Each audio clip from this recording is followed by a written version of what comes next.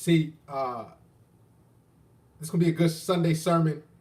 Let go of women who make your life difficult. Now, it's a pretty straightforward title.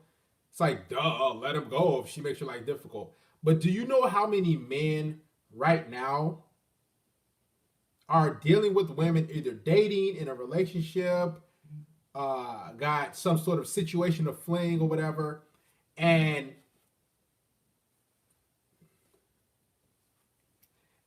they just can't let the woman go.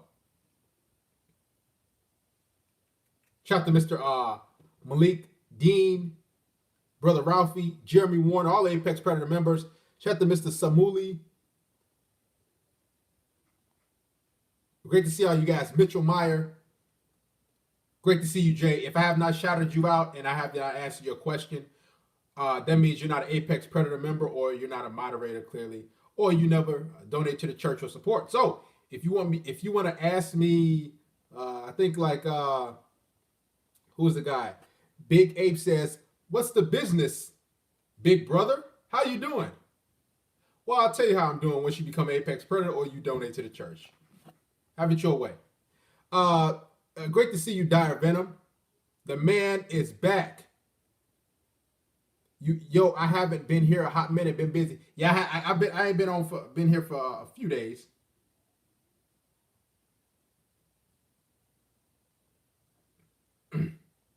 Right?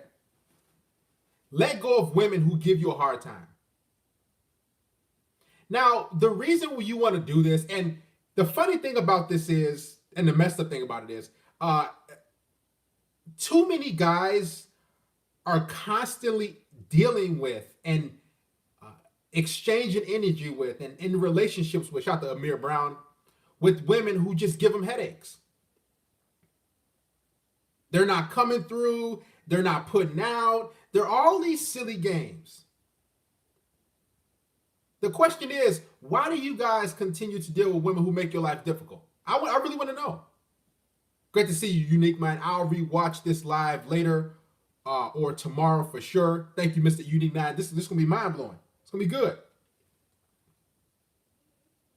See, too many guys think that, oh, it's supposed to be hard. It's supposed to be a grueling task. Great to see you, Maurice Branch.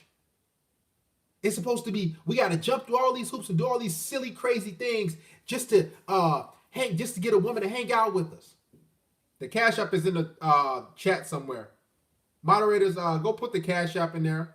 Link it in. I expect you guys, moderators, to make sure you put the links throughout the live stream. All the moderators, that's y'all job. There's the link. I agree, Jay. Most men, they can't handle being alone. So what they do is they settle for a woman who plays games. They settle for a woman who's wishy-washy. Let's be honest. A lot of the times, a lot of men are going through a drought. Am I right or am I wrong? You going through a drought and you like, man, you have probably had a couple women set up for, let's say, Sunday tonight. Great to see you, Deshaun. And you got a couple women set up for Sunday tonight, and they're supposed to come through.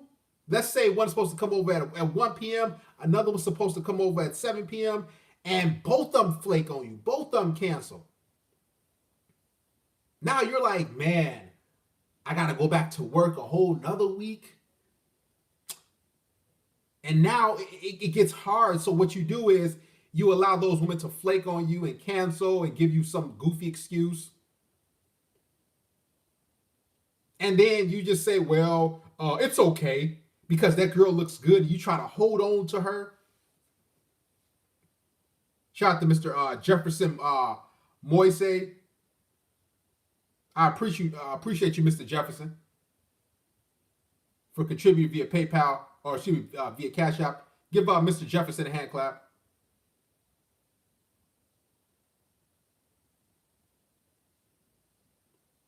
Shout out to Mr. Brown Horn 975. Guys, I'm gonna be honest. When you go through those droughts, see tests of strength, especially when it comes to dealing with women. It's not when you have a whole bunch of women.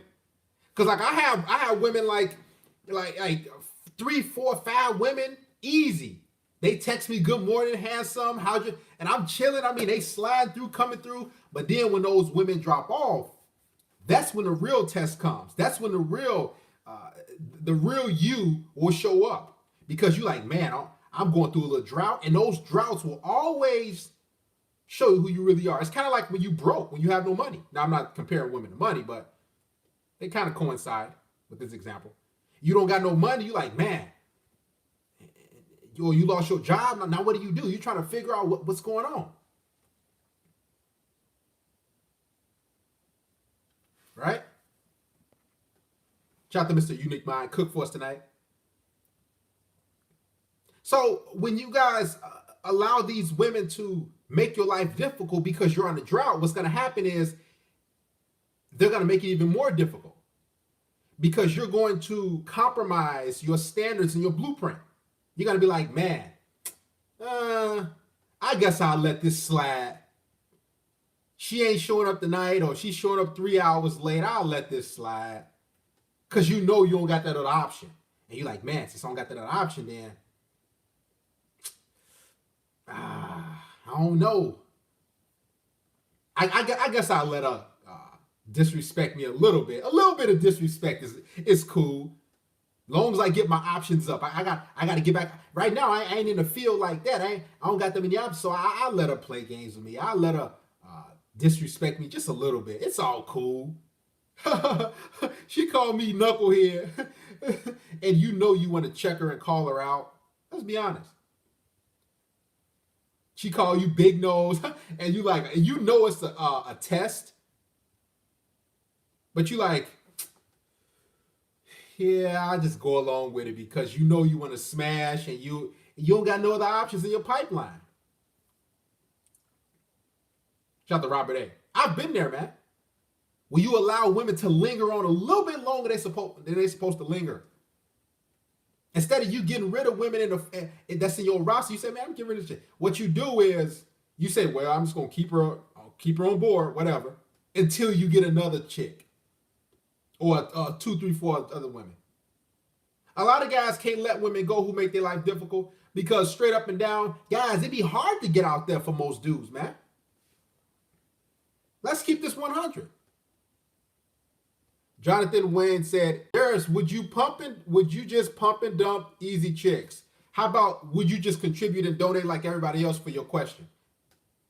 Shout out to Robert A. Great to see you. I'm glad you contributed. So a lot of guys are like, man,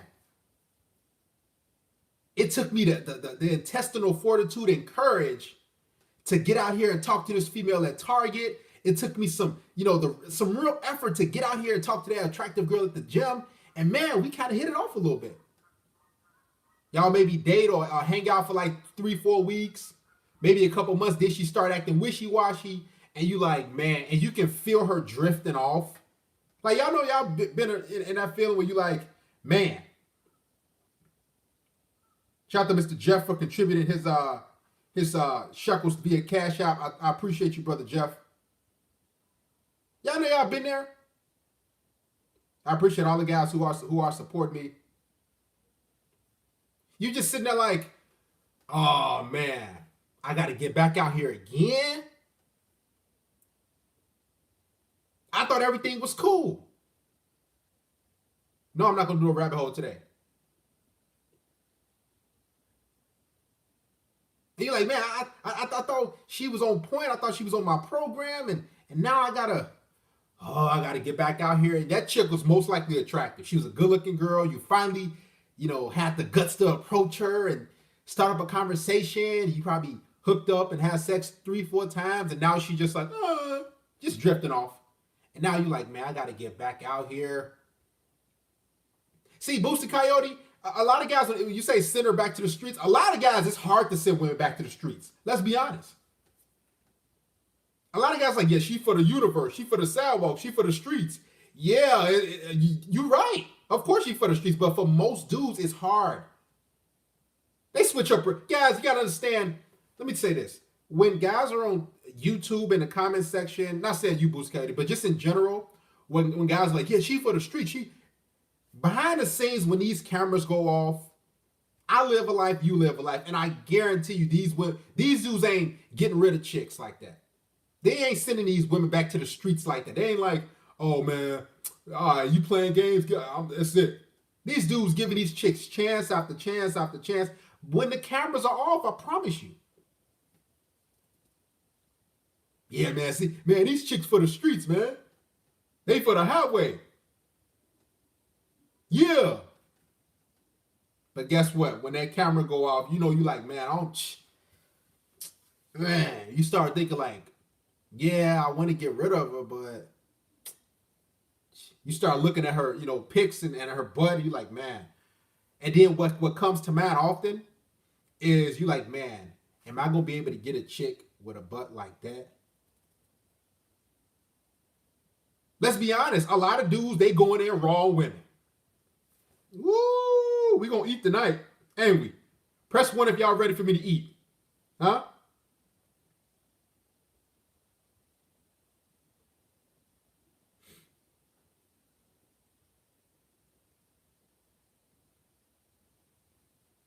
Let's be honest. When you slamming something raw from the back,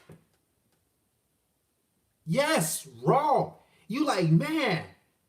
And you know she acting up and you can feel her drifting off playing games with you like, man, bro, I gotta get back out here in the streets, man. I gotta get back out here approaching. She give top-notch dome. I'm talking about slobbing you up. That's the best head you probably gotten like a few years. And then she started like kind of playing games and you like, bro, okay. You sitting down, you like, all right, I know I got to get rid of her. But I give her one more week. Then you start trying to, let things slide. Because you're like, man, yeah, she difficult, but man, me just smashing us. Dude, I've been there. Literally clapping cheeks. Butt so big, just her cheeks clapping against your pelvis. You didn't even grab her hips. You grab like this. See, listen. We're going to go deep with this, man. You don't even grab her hips like this. You grab her waist up top, and you just creasing. You don't even grab her hips. You just like this up top. Because you're like, man, this is good. You start speaking in tongues. You start telling all this. And guess what? Then after so long, she started disrespecting you and testing you. And then after that, you like, hey, we need to talk. You know you can't put your foot down because, let's be honest, dude, listen, when you got some good head or some good box from a woman, and let's be honest, guys, if y'all been in some box, you know it's what's good. You like, man. Forget all the guys who smashed a lot of chicks, had a variety. You know what vagina is good. You're like, man. Oh, and you know what vagina. You're like, oh, this all right.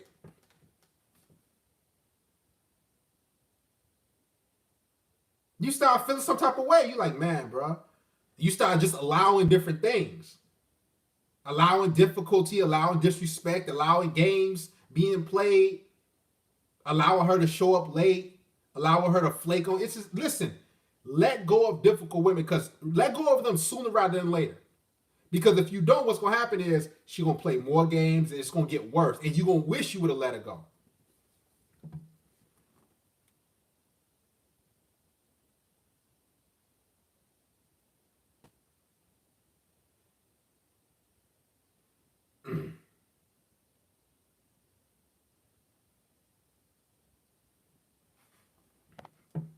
When the box is off the chain. Literally, I've been there.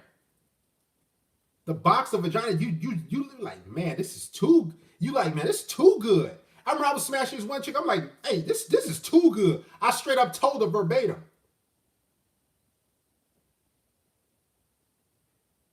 Have y'all been there? Or you get some head You're like, man, listen, this is too good. Do you hear me?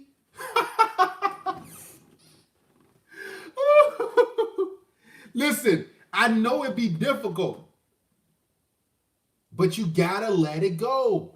You gotta let these chicks go. And the unfortunate truth about women, and this is why I noticed she's not yours, it's just her turn. You'll have some that stick around a little longer than others. Some women stick around 3-4 weeks, 3-4 months, 3-4 years.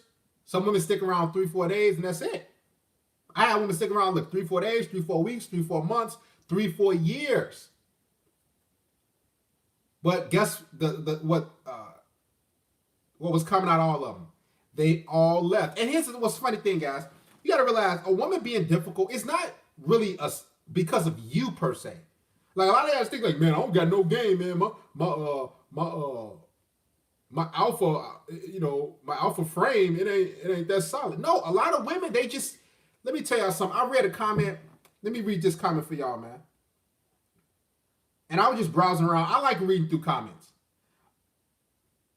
A brother said, a woman chases new thrills constantly because she lacks the creativity and drive to build something, maintain it, and grow it into something otherworldly and amazing. She is forever bored because she is boring. And that really struck me.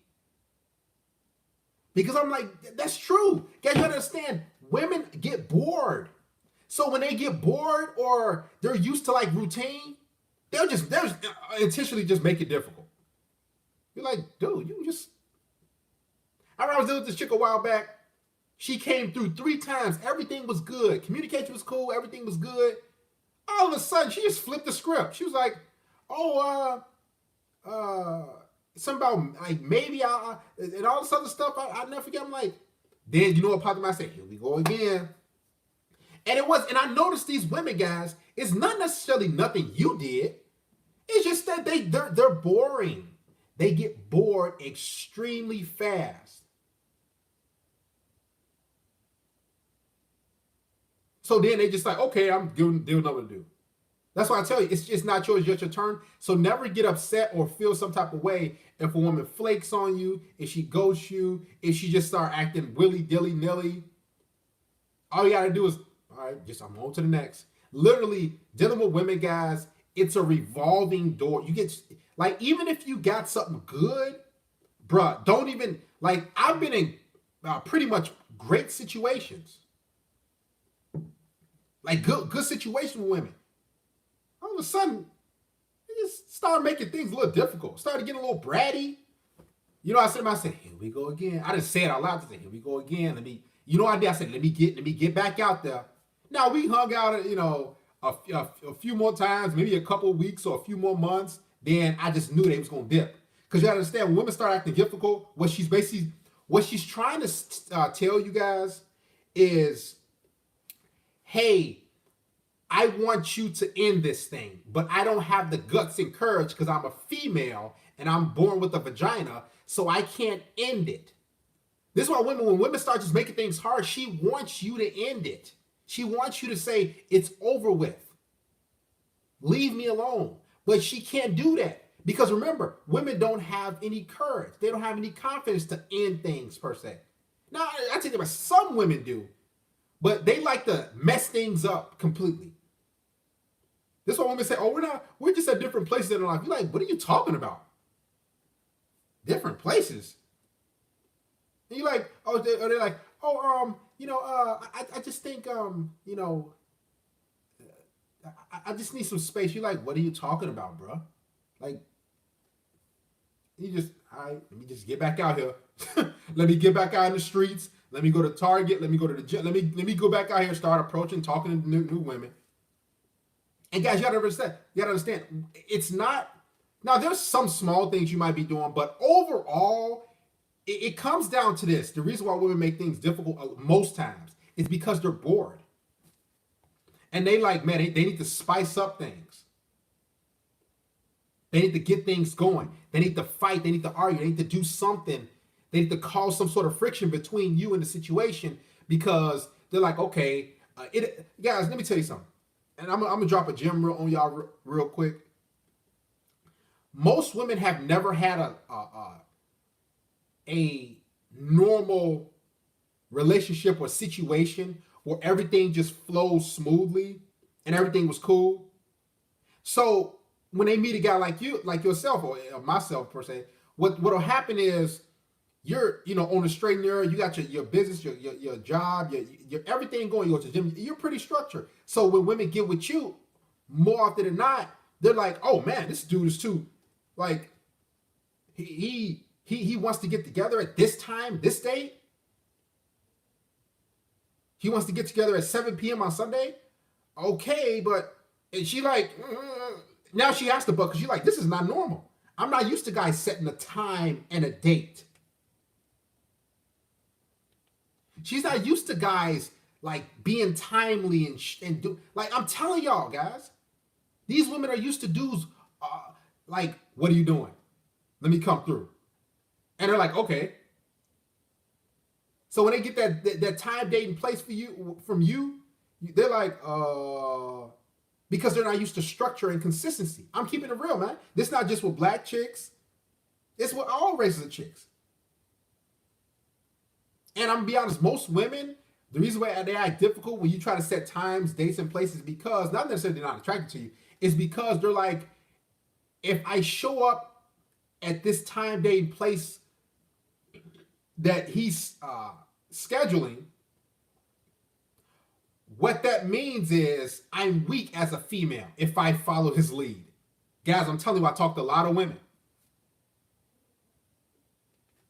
In their minds, they're like, okay, if Darius says, come over or let's meet at this spot at the, let's meet at the park at 3 p.m. on Saturday, and you give her the location. In her mind, she's like, he's trying to tell me what to do. I ain't gonna listen to him. Like I'm telling you, because I've talked to many women like that. He trying to boss me around. You like, dude, I'm just setting the coordinates, goofy. I'm just telling you, listen, come, let's meet here, time, date, place, and cool, have a good time. But they're like, well, I ain't gonna do that. I'll be there. Or some women, they'll agree with you. They'll say, okay, great, I'll see you at the park at 3 p.m.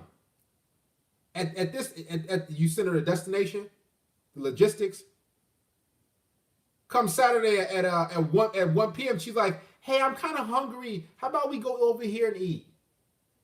Or hey, I'm at this park walking my dog at this different park. Hey, meet me over here. You're like, why would I meet you at that other park while you walking your dog? And to you, you're like, well, might as well just go over there. So you drive out of your way, 25, 30 minutes, you drive, meet her at her park because she just wants to make things difficult. And then guess what? It's all she wrote because now she's going to dictate everything.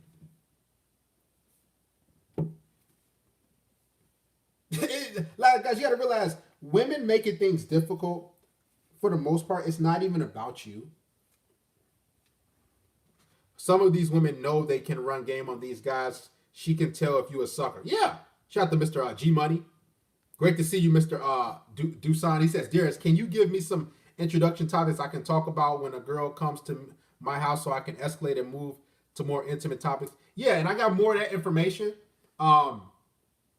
Dusan, when a girl comes to your house, this is what I tell y'all to do. All right? This is more on the Patreon.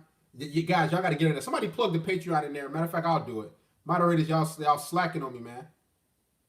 Most of this is on the Patreon, so get on there on the next level game tier.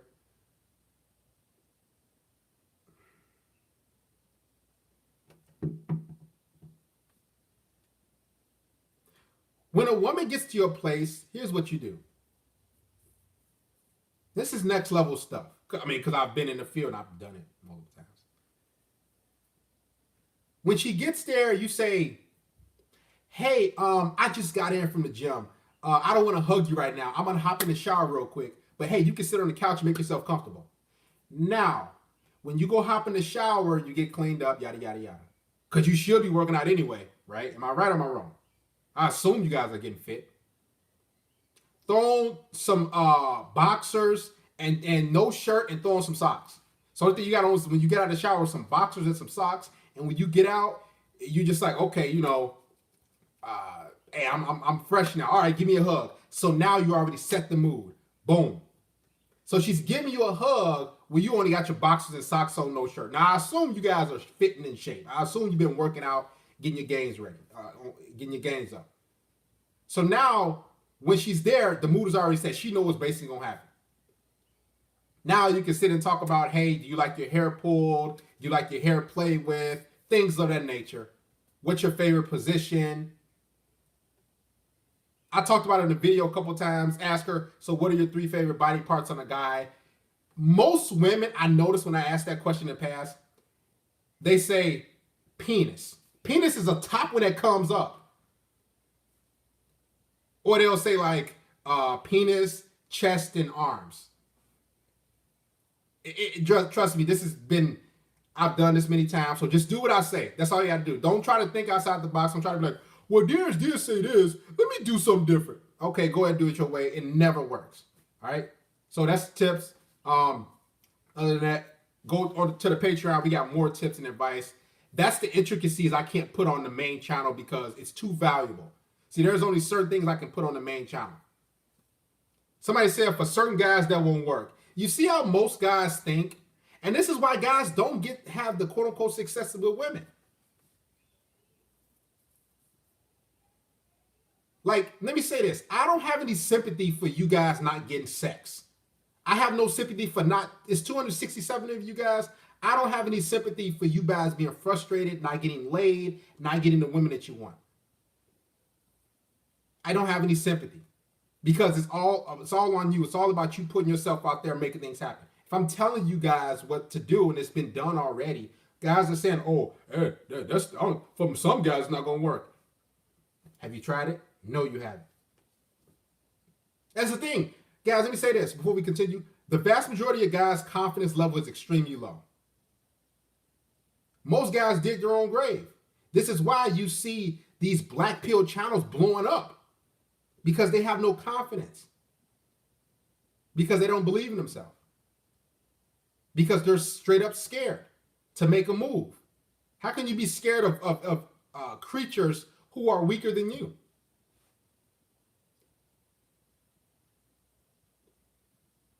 If you have a question with the question mark, hit the super chat. I'm not answering your question. I'm being honest. Darius, you're so right. If she's not ready to make things happen, same day I walk, I'm not her celebrity. Yeah, get rid of these chicks, man. Let them go. You guys got to realize, man, it's tons of women out there.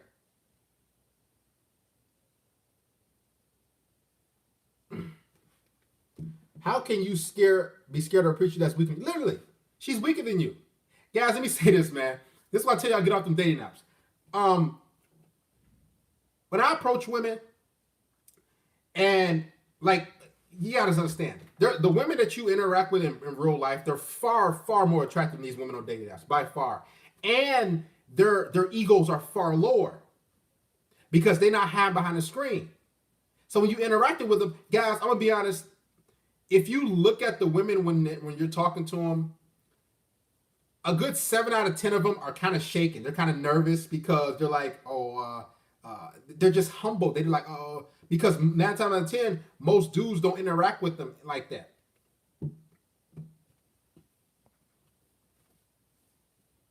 Somebody said he waited for the right one. Well, keep waiting. The right one that you're waiting on, whoever guy said that, she getting piped down by a guy like me. So when you're waiting on the right one, that's just silly beta male logic. What's going to happen is after she's done getting smashed by guys like me, Pookie, Ray Ray, Tyrone, because I am of that ilk. Yes, I am a Pookie, Ray Ray, Chat, and a Tyrone. What's going to happen is you're going to be saying, I finally got this woman I got. This woman, she's so amazing. I've been waiting on you. And guess what? She going to see that you're a weak sucker, and she going to upcharge you. So instead of you just being bold and say, hey, come on through, like myself and Pookie, Chad, and Tyrone did, you're going to overvalue her and you're going to take her out to a nice restaurant and you're going to be her sucker. So for all you guys that's just waiting around for the right one, go ahead, keep waiting.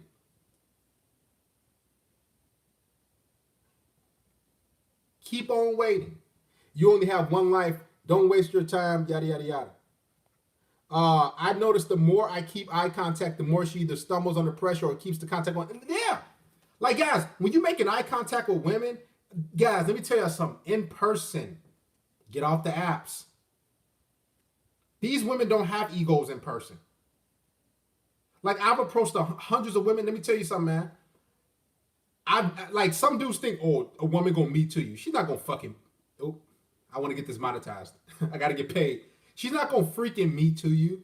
She's not going to, like. I've never had a woman disrespect me and be like. I had a woman say like, just kept walking or something like that. I say, hey, how's it going? My name is Darius, and they just keep walking. Okay, that.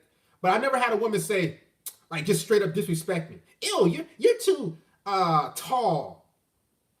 Your nose is too big. Your ears too big. I never had a woman ever do that. Because guess what? That's not how women are in person. They're more down to earth. And to be honest with you, they're far more humble than the women on dating apps. That's why you guys got to get off of them, man. They're their natural self on the dating apps. Or excuse me, in person.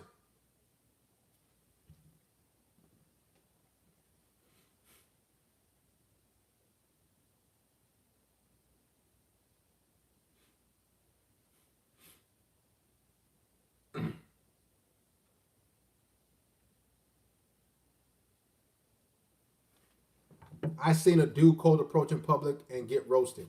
That doesn't happen. I'm telling you, it doesn't happen because women are not like that in person. In person, women don't roast you. I'm be honest, women don't roast you in person. We're gonna get back to the sermon, but that's not gonna happen. Now, if you continue to talk and she say, "Oh, I'm sorry, I gotta go," you're like, "Hey, but listen," and she's like, "Oh, I gotta go." Like she's not gonna. That's not gonna happen. You gotta understand. A lot of guys. Let me say this: a lot of guys are afraid of women, and because and I've listened to a guy before I went live.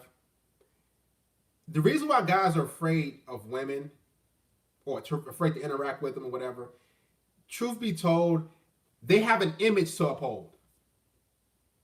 So when they have that image to uphold and they tell themselves, they're like, oh, I'm high and mighty, I'm alpha, I'm attractive, I'm all stuff like that. If they go to interact with a woman at, let's say, Target, and she rejects them, they take it to heart. And they're like, oh, my ego, man, I guess I'm not this attractive guy. I'm not this alpha dude. So when she rejects you, like, man. Or she's like, oh, I got a boyfriend, or you might exchange numbers and you go to text her and you're like, hey, this is this Darius from the gym, or this Darius from the library or Target, and she don't give you a response back, and you like, and you sit there like, wow. That goes to most dudes' heads because they put all their value on that female. Because if they were actually alpha like they built themselves up to be, they would still be alpha. Like I got rejected by dozens upon dozens upon dozens upon dozens of women. I'm still the same guy. I'm still alive. I'm still living. And I've had tons of success with other women. You guys understand? And we're going to get back to the sermon because I don't want to go deeper in this whole of confidence and charisma and interaction with women. But you got to realize that it's a numbers game when you're out here. When you're interacting with women, you talking to this woman, guess what? You think you're the only dude that probably talked to her that week. She'll probably go to the gas station after she leave Target or the gym or the library, and then some dude talk to her while she pumping gas. You understand it's a numbers game when you're interacting with women. So don't get bent out of shape because a woman rejects you, she flakes on you, she cancels, she ghosts you. Like, just keep it moving. All right, let's get back to the sermon. Women making your life difficult. And we're going to take calls too because I know I can be long-winded.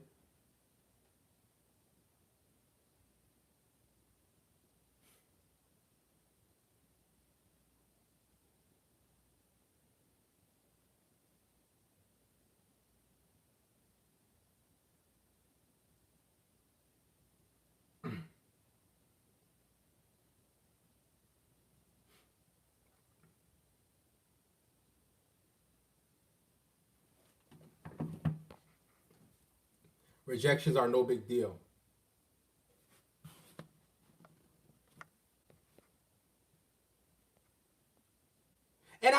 thing. And when it comes to women, like letting go of women who act difficult, it can be hard. It's not hard for me because I look for reasons to get rid of women. It don't matter to me. But for most dudes, they want to hold on to that hole, man.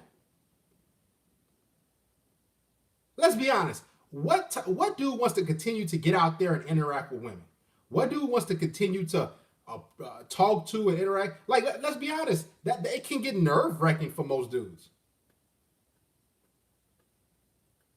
Like, let's do it. Be honest, guys. Who wants to continue to get out there and talk to this woman? You get rejected. Talk to that woman. Get rejected.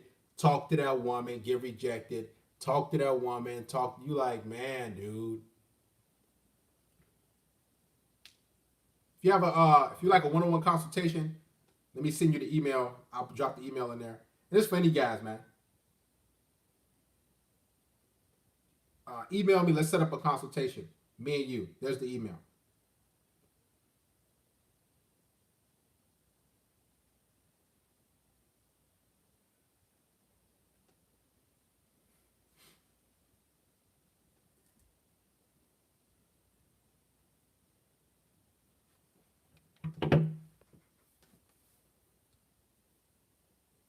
It can be discouraging.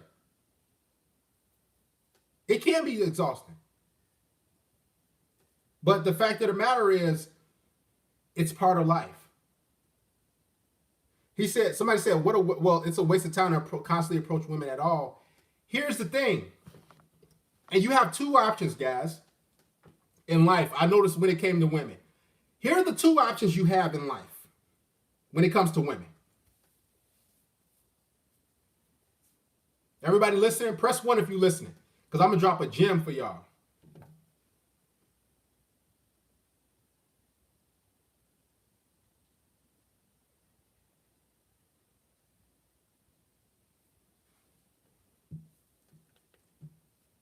You got two options. Number one, you can sit online and be frustrated and angry and complain.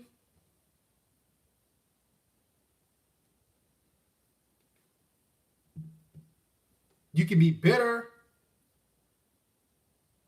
You can feel some type of way.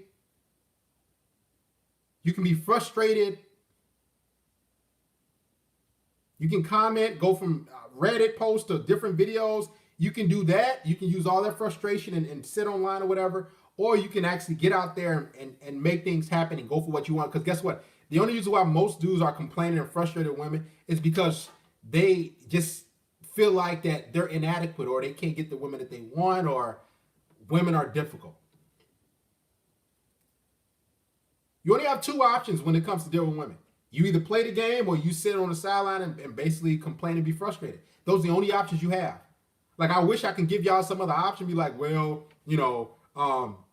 she'll just, like, you can just snap your fingers, a woman come to the door. That'd be my ideal situation. I could just close my eyes, click my heels, and snap my fingers, and boop, a chick come through the door. But most dudes, I'm gonna be honest, when it comes to putting in the work and just getting out there, guys, it can be, I'm not being sympathetic towards you, but it can be nerve-wracking. You can be like, man, dude, I got to get back. I got to get out here. I got to say, hey, hi, how's it going? Hey, my name is Darius. What's your name? And she like, hi, but I have a boyfriend. Like, okay. Hey. But she like, hey, my name is Darius. I just noticed you over there. She like, oh, cool. And she having a good conversation with you. And you're like, man, okay. This approach and stuff do work. All right. You're like, man, Darius was right.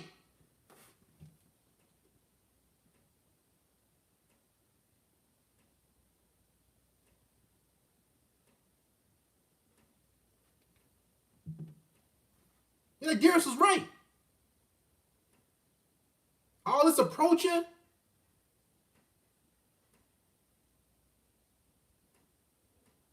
I finally got one. You exchange numbers with her. Heck, she even saved her name and number in your phone. Because some chicks, they just give you their number, boom, boom, boom, boom, boom. And then after that, you like, okay, cool. I had a chick a while back, I'll never forget. She saved her name, her first and last name. And I knew she wasn't playing because she had an iPhone. I'm like, man, she saved it. Boom. Guess what? I went to text her. No reply. Why did you? And I was thinking in my head, and I never forget. I was like, man. And that day, I'll never forget. I was like, man, I think I should be done with these chicks, man. Because when I say I got curved in the worst way, I'm thinking like, at least you could have just gave me. She saved it. I never had a woman save her first and last name. That's what she did. Shot her a text, nothing. I'm like, well. And I remember I sat there, I'm like, but I have to remind myself, this is just part of the game.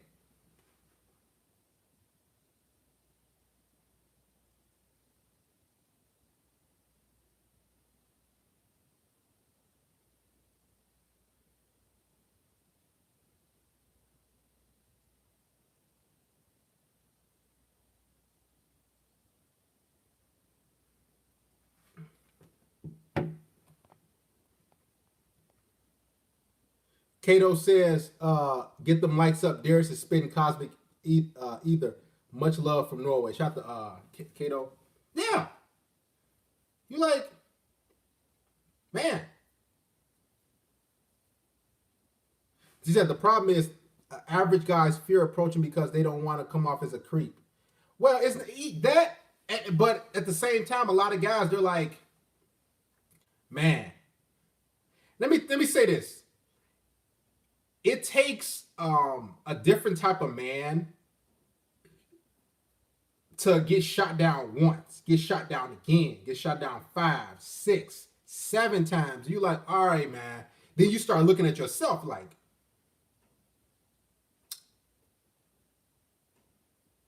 then you like, man, so if I go talk to that girl over there, is she gonna do the same thing?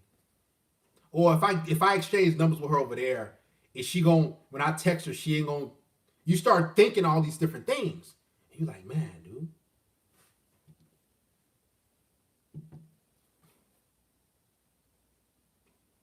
You're like, how can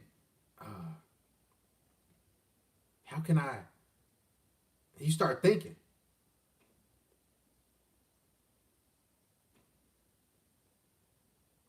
And you start getting frustrated.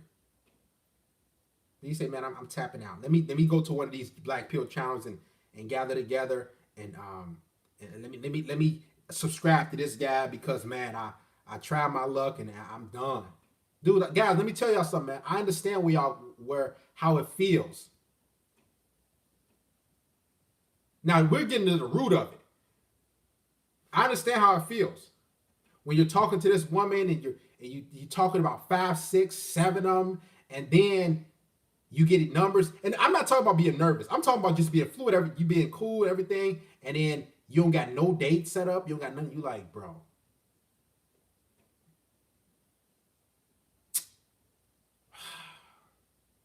You start questioning yourself. You're looking at yourself in the mirror. You're like, man, my ears, man, maybe I need to look at my teeth. You start like, man, maybe I need to, you start just looking at yourself and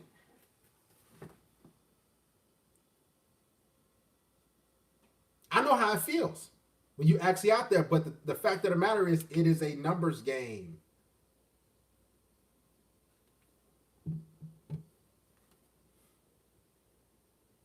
Yeah, guys, it can be frustrating, but it's only frustrated. I noticed it pretty much. I think it was frustrating for me at the idea, like, I was interacting with women, like, it was like about like the 45, 50th chick. After that, I just became so numb to it. It was like, whatever. It can be discouraging a lot of the times, but at the same time, you can either tap out of the game or quit altogether and complain about something you want, or you can get out there. What's your option? What should you do? What do you want to do?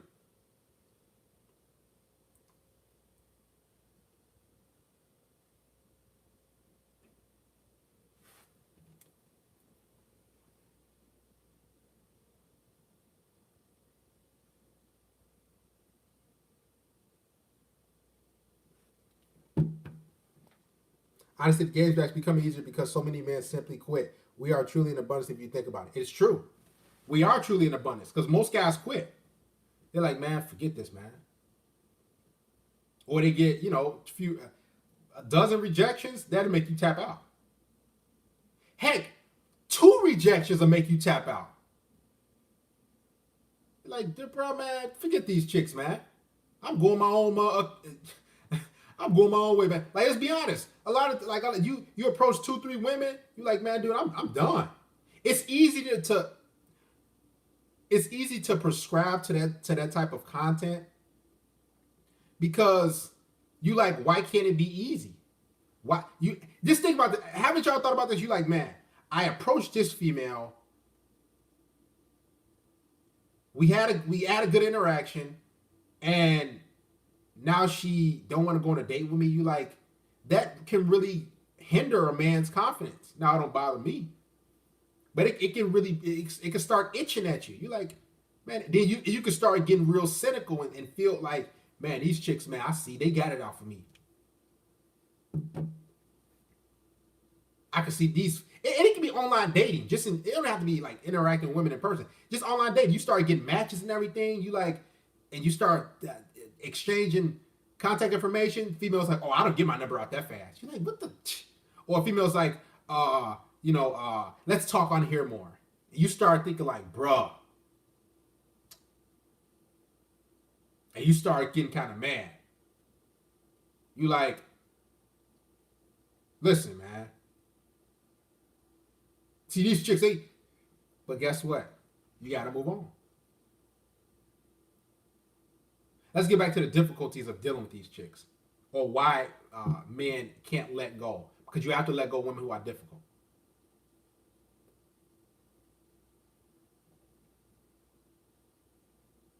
Right? So the reason why most men can't let women go is because they think it's a shortage of sex out there. And that's number one. And number two, they like, man, it takes some work to get out here again. You're like, I already got a big booty blonde chick. And a lot of men, they're like, man, how can I replicate that? How can I get another big booty blonde chick? How can I get another chick who got some big boobs, a big booty brunette chick with a small waist? How can I get... You start thinking like, man, I won't be able to get another girl like this, man. So you allow silliness. You allow goofiness. Shout out to Mr. P-Town Stang. Thank you, brother, for contributing with 5 shekels. You got to stay strong. Guys, you got to realize, us men,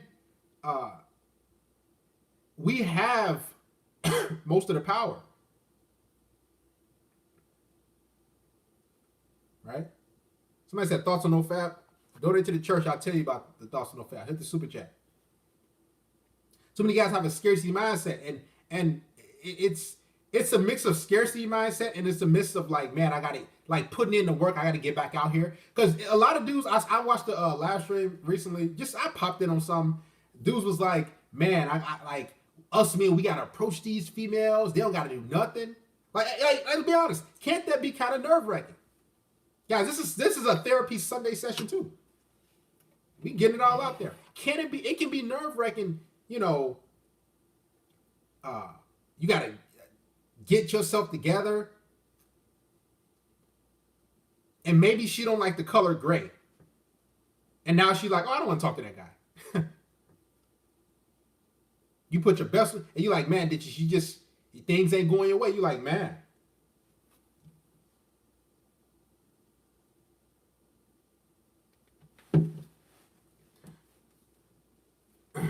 Shout out to MGD Beats. You can watch all the Darrison videos you in the world, but you got to experience what he's talking about in the videos. Yeah, you guys got to experience that stuff, man. And I'm going to say this, most guys don't want to experience this conundrum of dealing with women. Like guys, I'm going to be, like most men, I say about 98% of men on YouTube don't want to experience the stuff that I experience. The headaches, the ups and downs, the silliness, the goofiness.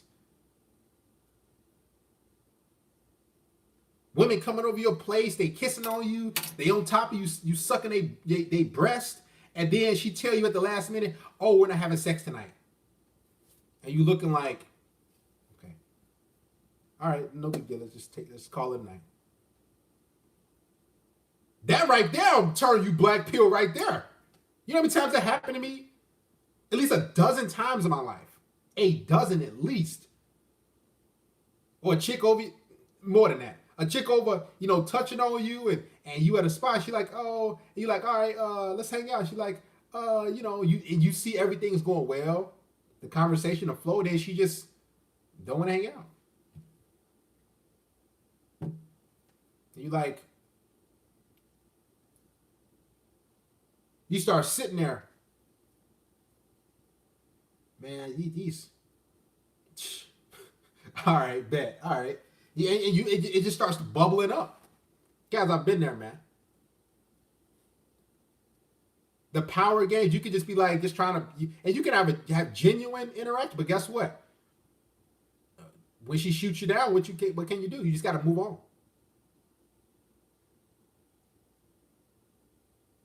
Or some guys, they know they're far more attractive than a female. Like, let's just be honest. You've been there. You've been more attractive than a woman. You like, man, she got a few pounds on her. She ain't all that, but, you're just like, this should be easy. And then she playing games. You're like, oh, my God, man. You start thinking, like, why the difficulty? I'll never forget. A chick was on my crowd, and she just playing games. I'm like, and I remember, here's what women do. They'll ask you, like, they know they ain't trying to put out, so they'll be like, is everything okay? You're like, what do you mean? I'm trying to smack. Get out of my house. Like, guys, I know why y'all go your own way. You understand? I know why y'all black people. I know why y'all feel some way. You like,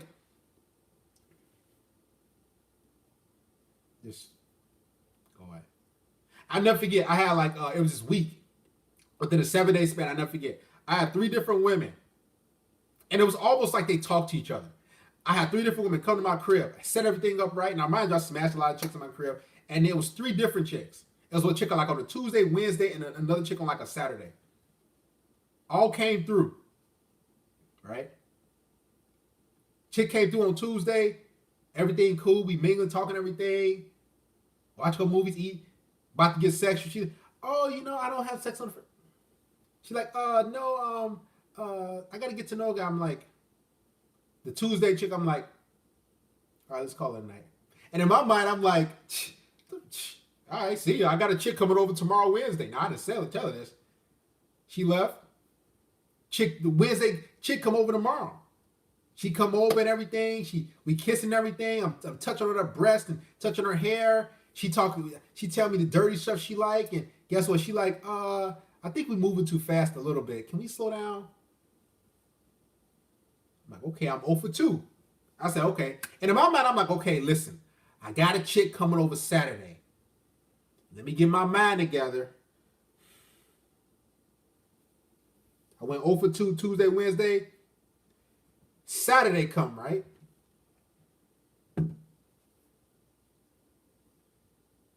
Chick come slide through Saturday. I'm like, okay, listen, I can't go 0 for 3.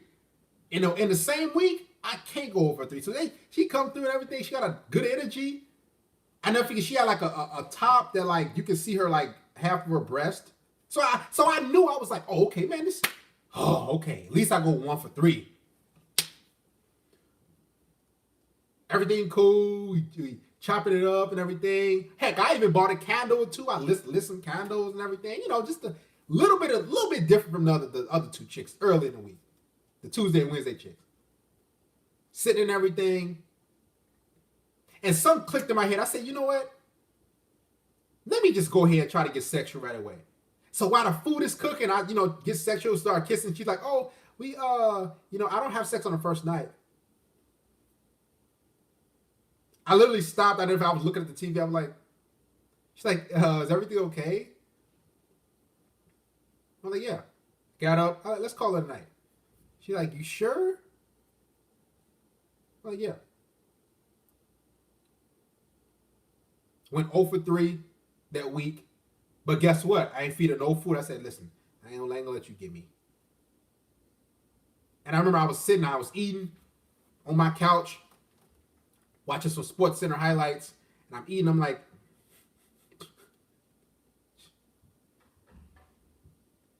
and that right there, I said, you know what, man? No, it was chicks in person, interacting chicks I just approached.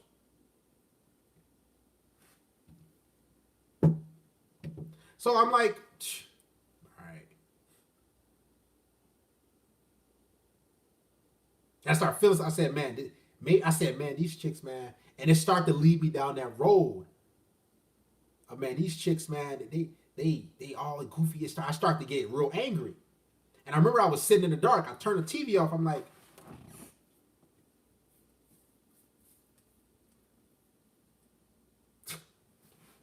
man. Then I said, you know what, man, let me just chill. Maybe next week will be better. 2 weeks go by, have a chick over, smash. Cool. And that's what happens. Now I was sitting there like, I was like, these chicks, man. But you got to understand, that's part of the game, man. And just that tidbit, that 1 week right there, 99% of you guys wouldn't be able to handle that. I'll say about 98. 98% of y'all would not be able to handle that week of 3 women that was on some, would not be able to handle. Y'all be like, man, I'm done. Like y'all would just tap out. And that's the situation that you have to deal with. That's life. When it comes to women, that's unfortunately that's just part of it.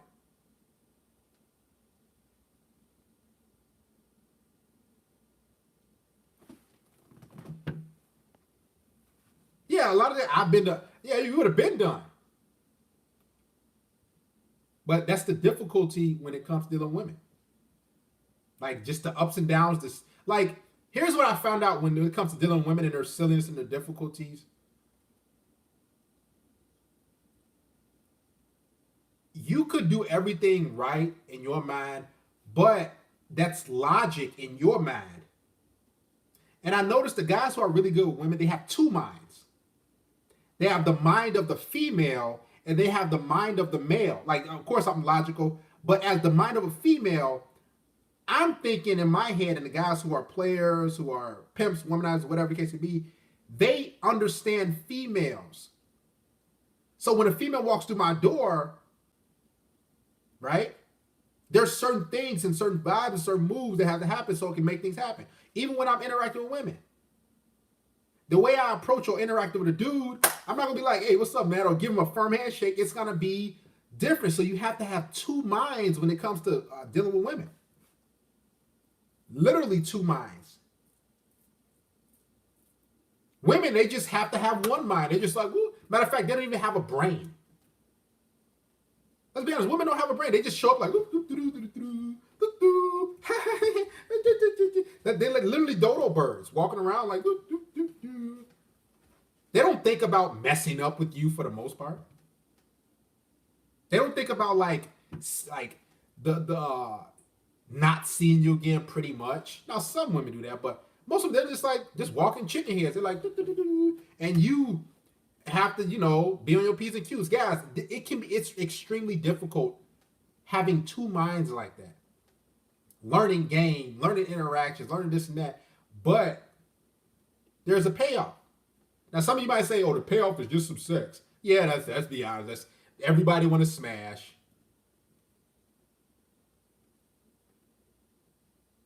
But the payoff is you get to have good, positive interactions with women.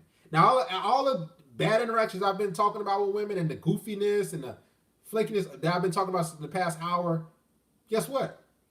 I've had positive, good things with women.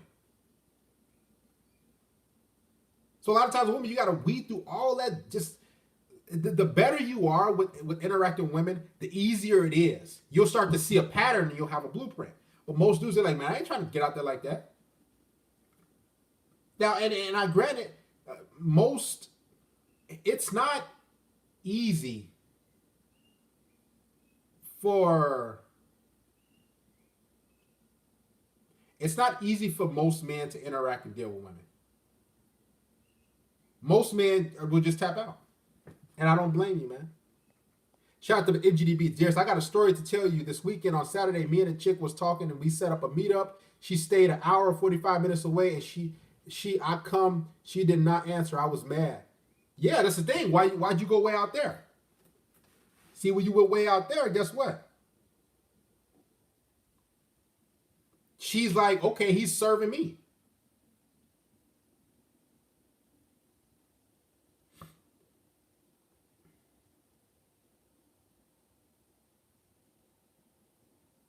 He's following my lead. That's why you can never go out there to meet a chick. I talked about it in videos. Never go meet a chick halfway. Never go all the way out there.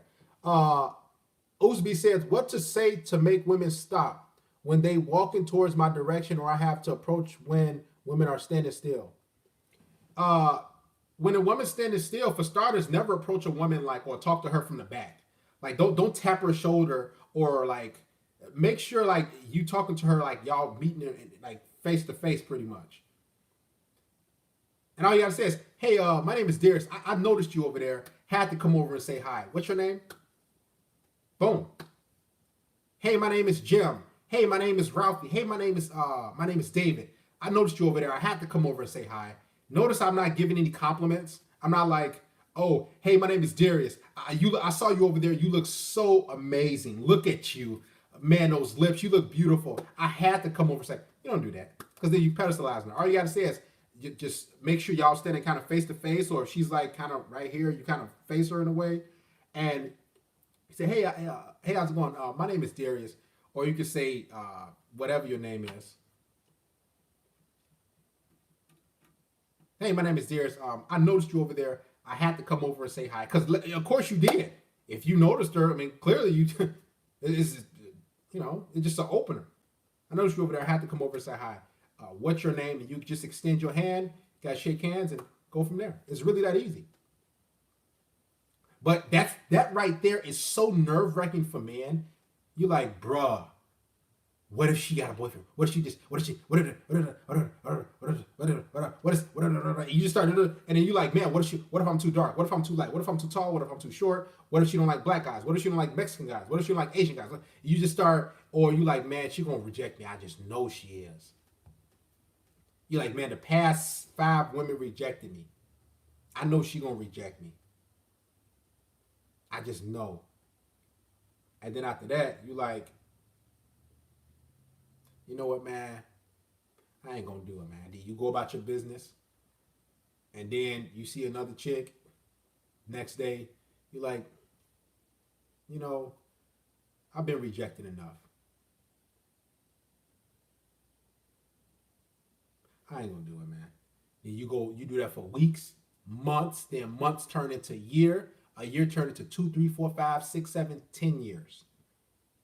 And then you're sexually frustrated.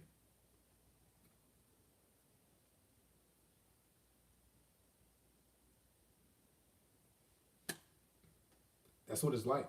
Guys, make sure you like the stream. Give it a thumbs up. I didn't even tell you how to give it a thumbs up. Shout out to Wisdom, Efinil. Thank you, Mr. Usby. Shout out to Mr. MGD Beats. But back to your super chat, MGD Beats. He said this weekend, well, yesterday, you traveled 1 hour and 45 minutes, and she didn't even answer the phone. Guys, I give y'all the game. I give y'all the wisdom. I know y'all watch my videos. I hope y'all do. I never tell y'all to travel to go see a chick. I always tell y'all, make sure she comes to you, because that's letting her know that that's letting you know that she's investing in the situation. And then make sure the place that y'all meet at is like a coffee shop or a park or some place that's near your house, so it can be easy transition. Boom, back to your place. Guys, let me say this. Every time I went to go see a chick or I drove out there, 100% of the time she was on Goofy Games. Now, I might have smashed like one time, then I drove out there again, smashed again. Then she started getting on some like bulldog, like some like Sheeta Top Dog, because she thinking in her head, okay, this dude coming way to see me. He's clearly of lower tier than me. She's thinking this, MGDBs. This guy, he clearly don't have any sex, any vagina in his area code. He driving an hour and 45 minutes to see me. Man, this dude must be a loser. And she won't tell you this, but that's how she sees it. She would never tell you. She's like, man, this dude, he must be thirsty. He drive that far to see me. Even if it's 30 minutes. I don't even drive to see women. I just come to me because then they just gonna start getting this high and mighty in their head, and they run the show, they on top.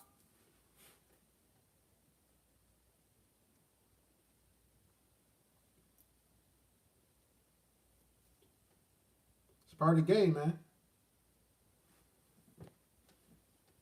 Getting shut down, rejected over and over and over and over and over and over and over and over again.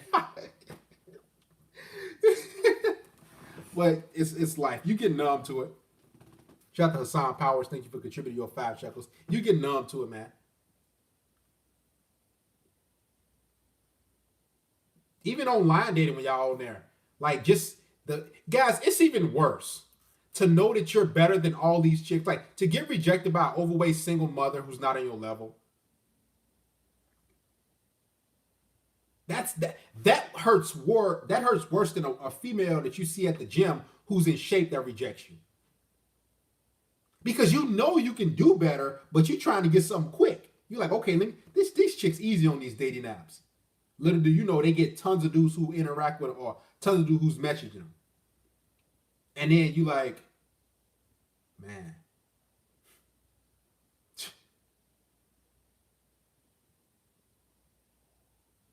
All right. An overweight single mother who flaked and canceled a date. You like, oh my God, why don't I just talk to a chick who's at the gym or who's attractive, who's in shape in real life? You know what I noticed, guys? The women I used to see on dating apps, here's what I noticed. I never see them those type of chicks in person. Haven't y'all noticed that? I don't know where you guys live, but the women like on your dating apps, you never see those women in person, like those type of women, not those exact same. You never see those type of women in person. Have y'all noticed that? You might see one, maybe two. All those overweight chicks with bad attitudes and single mothers, you rarely, if ever, see them in person at stores, and you rarely ever see them. But who do you see out in public? You see attractive women who are fit and in shape. You know what? You don't see those type of chicks online that you see in person because they know they don't belong out. They belong on their bed. They belong in their dirty house on their couch with their kids running around. They breastfeeding their child or their newborn while they getting a whole bunch of messages from thirsty dudes on Plenty of Fish. They holding the baby. Shh. All this. Her messages blowing up. She on OK Cupid. She got another match. She got a newborn, and the baby daddy ain't nowhere to be found. And you trying to compete for that. You don't see those women out. And guys, I'm be honest. I used to be on dating apps. I used to look like, man, all these chicks in my area code. And you go out and about to the park, to the malls. You don't see those women. Or, excuse me, you don't see those type of women. I go to the malls and different things. I don't even see overweight women like that. I might see one, but it's embarrassing. And here's what I notice about the women who are overweight, like that you see in person in real life. They're always clothed. They always got long sleeve, long stuff. They just covering themselves. But online, they basically expose. Y'all see online, they got their belly out and they just taking pictures. You like, ugh. And you online, you're like, well, I might as well message her. Copy and paste. Doop. Copy and paste. I was at the me and my main chick. We was at the mall. Was it yesterday? I think. Yesterday, and we just spotting overweight chicks. We like, my chick like, you see that chick? We like, Jesus. She had her gut out. It was just disgusting. Those are the type of chicks you see on dating apps. Just what are you doing out in public? Because they know they don't deserve to be out in public. They got to sit at home with a pissy mattress and just message a whole bunch of dudes and get their validation there. Because they know for a fact that no dude who has respect for himself will ever approach her in real life. So what she does, she just sits around and just, who I put the babies to sleep. She put all her kids to sleep and get her validation through all y'all thirsty dudes on those dating apps. She's like, doop, doop. And guess what? She get y'all those one-word answers. She put her 3 kids to sleep by 2 different baby daddies. Neither one of the baby daddies in the picture, and she messaging you guys. Both baby daddies is bums. One is probably just whatever he does, and another one's in prison. And you sitting there trying to hang out with her. You like, man, this is gonna be easy. She overweight. She got a couple kids. Nah.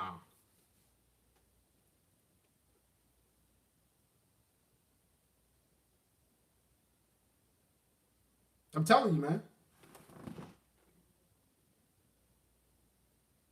That's how it be. It's part of the game.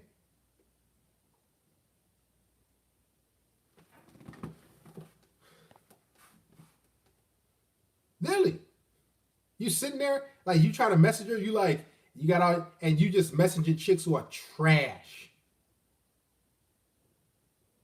They house dirty diapers around here.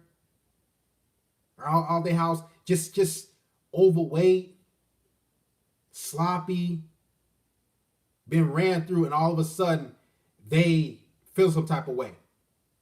They just want to get online. They have no reason to meet you. Why would they meet you out of all the guys that are on there? She's already getting the validation. So what's the point of her even meeting you? What's the point of even going on a date with you? What's the point of even coming to your place? She just like, well, she don't got to come to your place. Got no class, no talent, no personality, bad attitudes with bad kids, and a baby daddy or two, and they got the audacity to sit up there and just receive hundreds of messages. I remember I smashed this chick years ago. She was a single mother. She had 3 kids. Smashed her, but she got to my house, and I will never forget, she was trying to act like she had, you know how some women, like, they're around you, and they got the sound on of their notifications. So she got her sound on notifications, and it just, boom, boom. And I remember she was sitting down, she like got her phone, she like, oh, all these dudes on these dating apps. Ugh. And I'm like, and I'm sitting there like, but that's the ego of the female. The ones that's on those dating apps. She like, and I'll never forget, she was like, all these dudes. I asked her, how many messages you get today? She's like, I got at least 200. It's just so annoying. And I'm sitting there looking at her like, bro, you not even attractive like that, fam. Like, did you see, like, are you kidding me? Like, I literally start to say, like, are you kidding me right now? I smashed and I just got her out of it.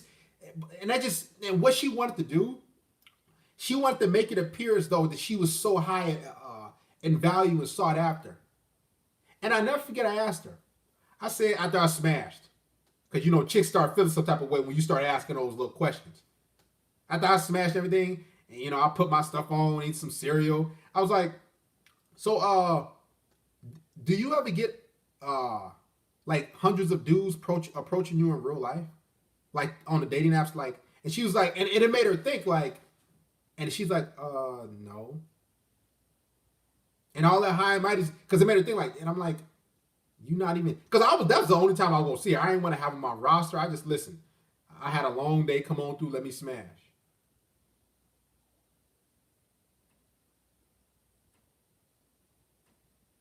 And just the audacity. I was thinking about all the dudes. And I'm saying her message, boom, boom, boom, boom, boom, boom. I'm looking like, this chick is freaking. I said, you know what, man? This is just sick. It's sick.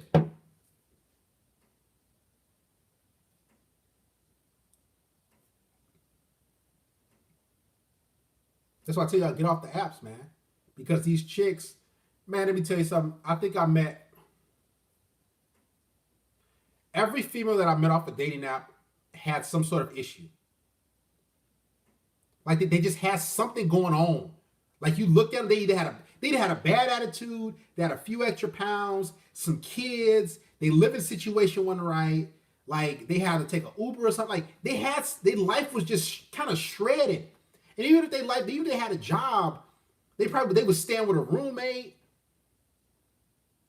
Or like they just things wasn't right in their life. Every chick I met off the date, like it just wasn't right. Money issues, mental issues.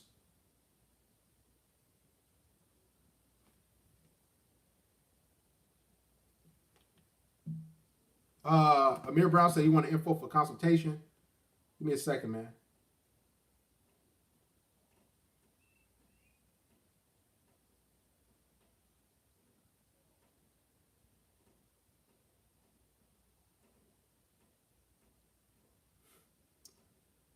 Hold on one second. Here's my email me for one-on-one consultation. Yeah, man. It's real. There's my if any guys want to email me for a consultation, there is mental issues. I don't even call them daddy issues anymore. I just mental issues, drama, like just like I never met a chick who like was just stable mentally, financially. They just had a bad attitude. Like the vast majority of women I met on dating apps always took some sort of medication, depression pills, anxiety pills, trick pills. And you like, bruh, they complain all the time. Yeah, like women on dating apps, they're not happy with their life. They complain all the. Just think about this, guys. This is why, guys, women on the dating apps, bruh, just think about this.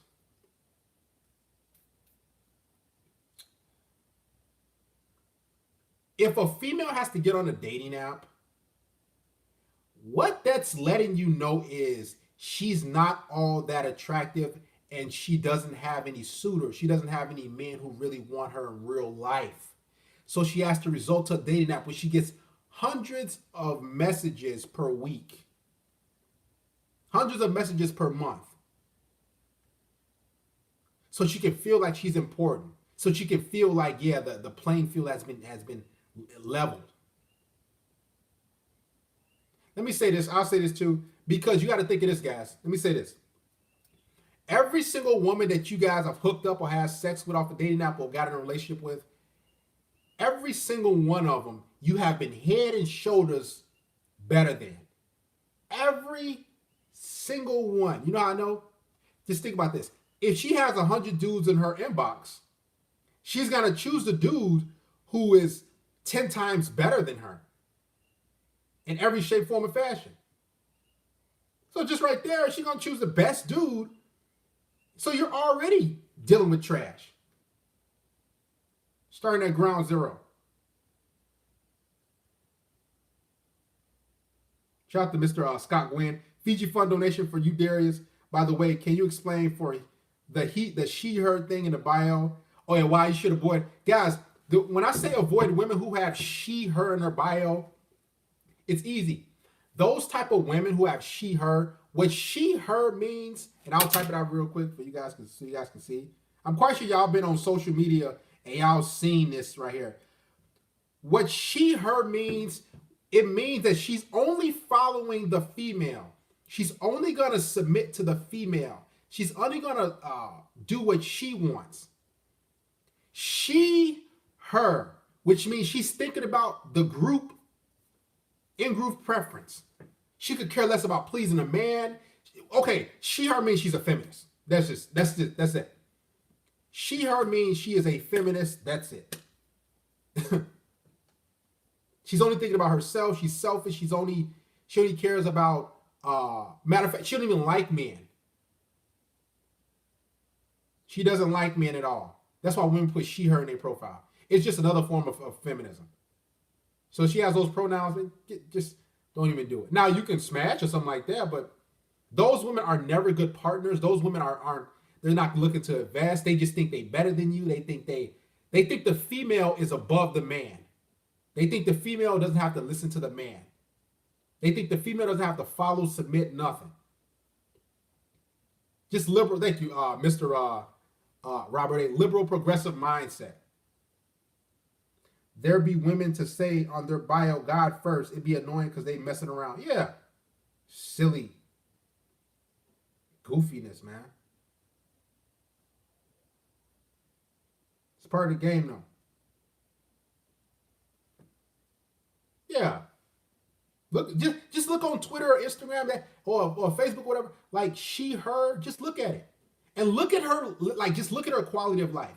She usually has like colored purple hair, pink, green, or her hair is really short, or she's a single mother, or she's overweight. I guarantee you. Because I've never seen a female that had she, her in her bio that was attractive, that was in shape, that didn't have a ton, they usually have a ton of tattoos, that had long hair. I've never seen a woman that has she, her in her bio that fit that description. Never. That patron has some heat though. Thank you, brother Jeff. A cat, or I see women have like a rat, just disgusting. A lizard. Have y'all seen women have lizards on their shoulders and like on dating apps? Do they still got those chicks? Or they have like a cat on their shoulder, or they have like a lizard somewhere, like a rat. Just nasty. Have y'all seen that? Just sick, man. Like that's just filth.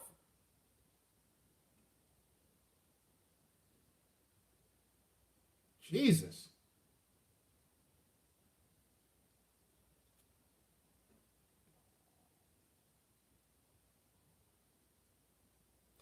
More like narcissistic, self-absorbed, persuasive, backstabbing men, mean, vile chick. If she has she, her in her bio, we stay away. Feminists like to be slut out behind. Yeah, they like to be smashed. Like the feminists I've like dealt with in the past, they like to be smashed behind closed doors. Like, yeah, you gotta realize, man, these feminists like to be smashed and ran through behind. Like when they're like, oh, I'm high and mighty, they like to be okay. The real reason feminists are out right now is because deep down they want certain type of dudes, but they can't get attention from attractive, fit guys for the most part. So what they do, they just say, I'm a feminist. And they just rage against men because they can't get a certain type of guy that they really want. Because if they could, they wouldn't have no issues. Right?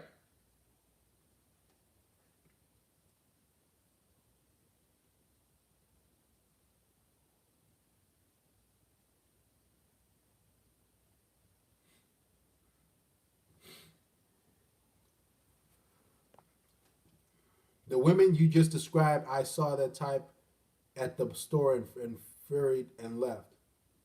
Yeah, they have like these boots. Y'all know those big boots, like they have the like wedges and everything, the black boots. They just like, matter of fact, I just came from Target like a couple hours ago. I seen a really tall chick. Man, that chick was literally my same height. She was 6'3". And then she was with her friend that was probably like 5'2". Funny.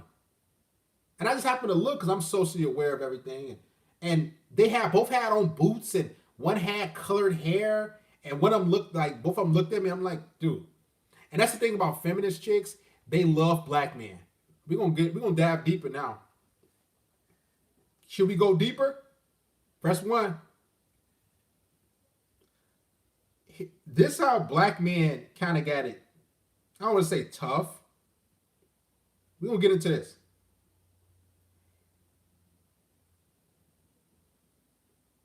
We're going to get into it.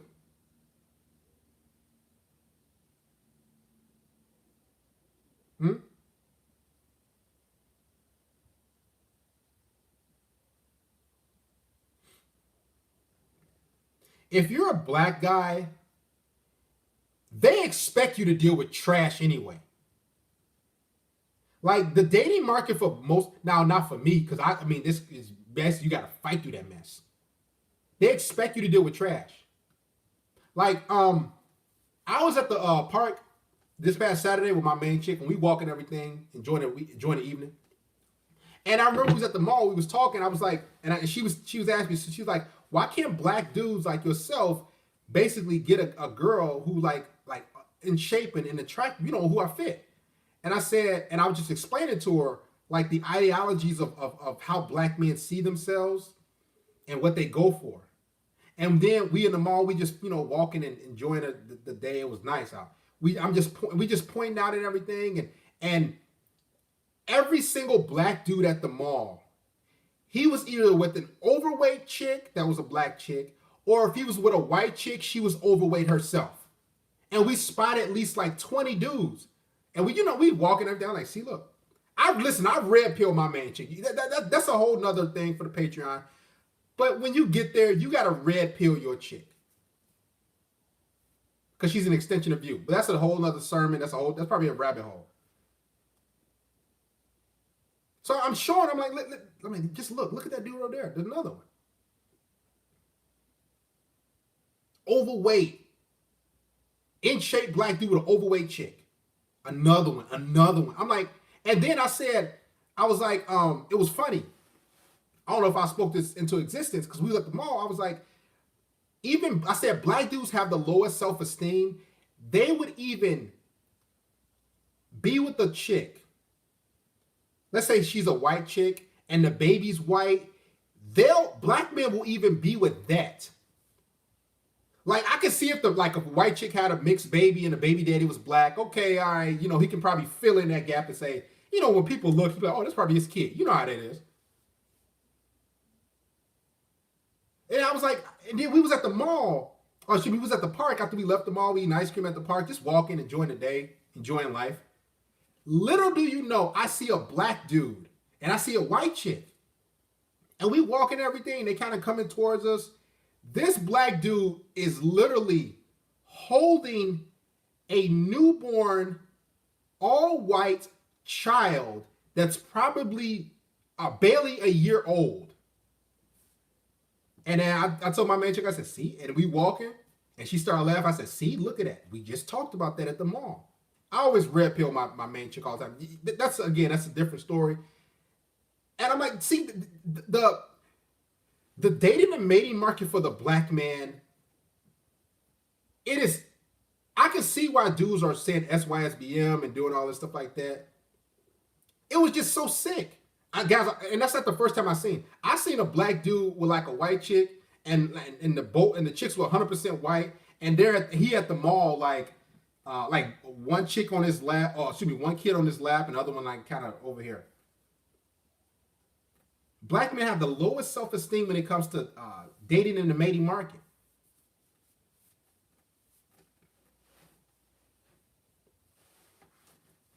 Just think about it. Look across YouTube.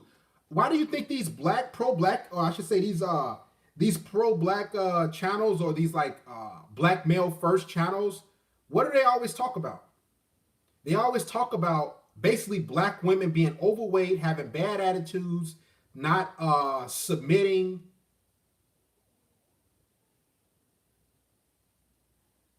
Black women doing this, and some guys offer solutions to travel overseas or whatever, or date out. But black men as a whole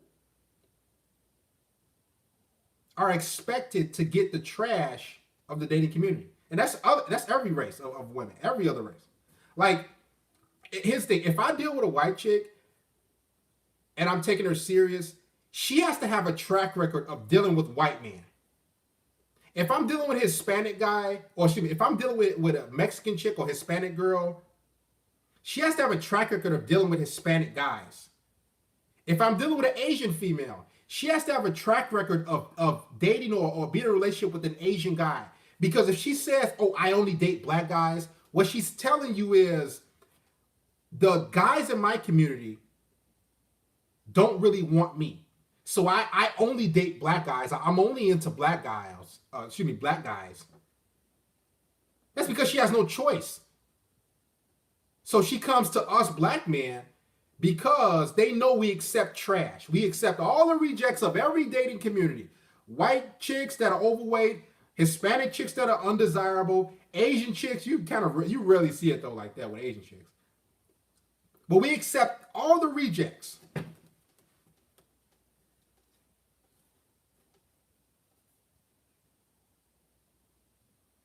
All of them.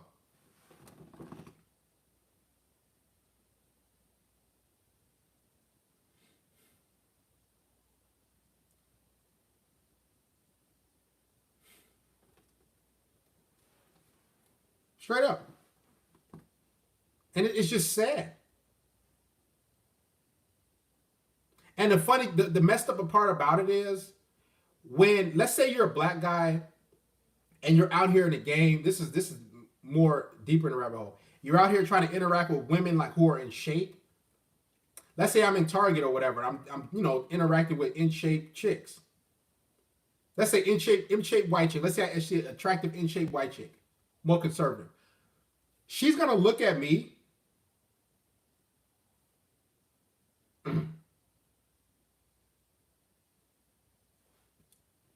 And she's gonna be like, hi.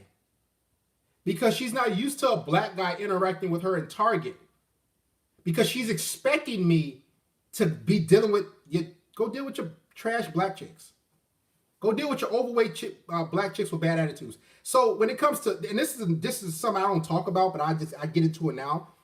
It's even an uphill battle for just for me as a black guy, because when I'm not dealing with trash, they're expecting me to, like, it's kind of odd for them. Like, this black guy, yeah, he's probably attractive and fit, but she's thinking, okay, why you not dealing with your trash chicks in your freaking community?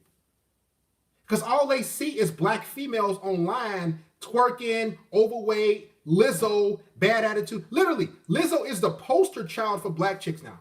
Lizzo and Megan Thee Stallion, those are the poster children of black chicks or the black community.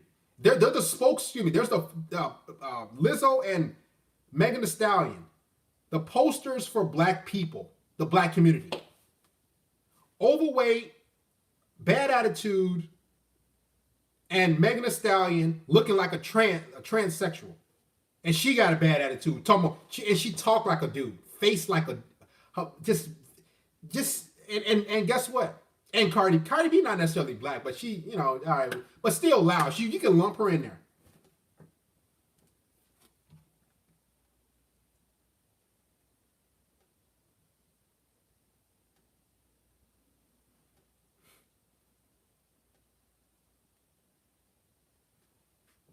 Straight up, you can lump her in there. Megan, manly face, I'm about to knock your face out. Bro, even the black women want men to be garbage. Literally.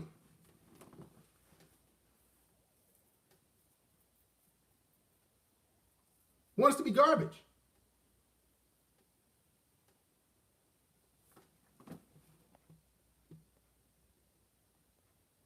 Bro, even the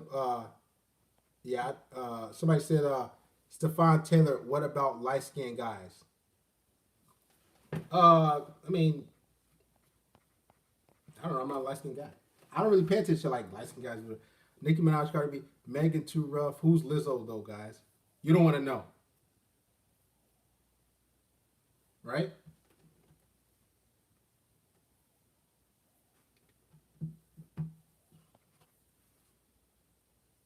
I have never found Meg Thee Stallion attractive in any way. Like Nicki and Cardi B was kind of sexy, but Meg is straight up a no-no. As a light-skinned white chicks are cool with us straight up. Darius, you got to do Lizzo like that.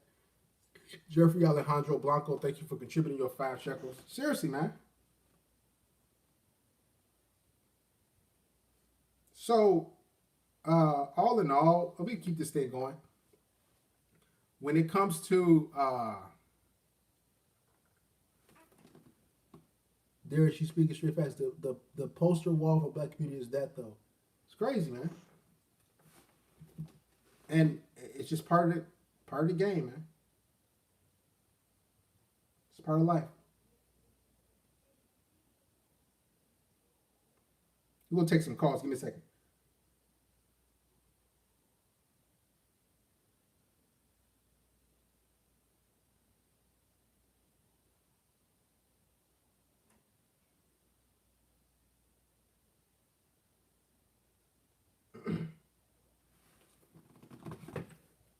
On the serious note, Lizzo, whatever. Lizzo is the mascot.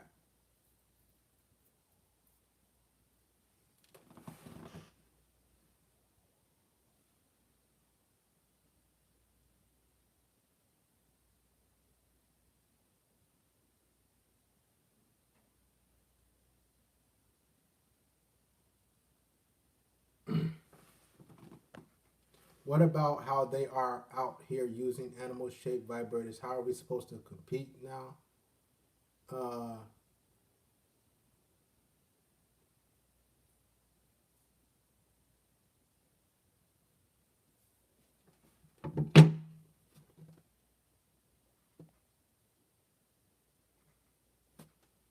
but on the second note, Lizzo does need to stop normalizing obesity for real. Whenever obesity is spoken about, everyone gets offended. Being healthy is important. But back to being the sermon, women being difficult, because I knew I went down a rabbit hole. Uh, there's gonna be a lot of women that you guys gonna approach and interact with, and they just gonna like tell you, hey, they just not, interested, and that can be nerve wracking for a lot of guys.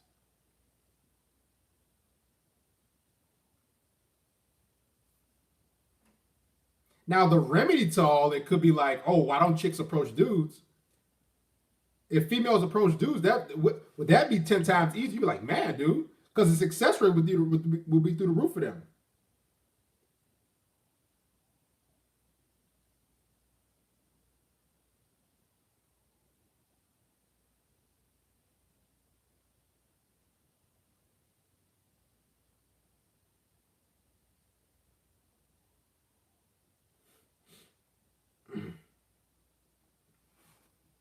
Call the show 630-618-7110.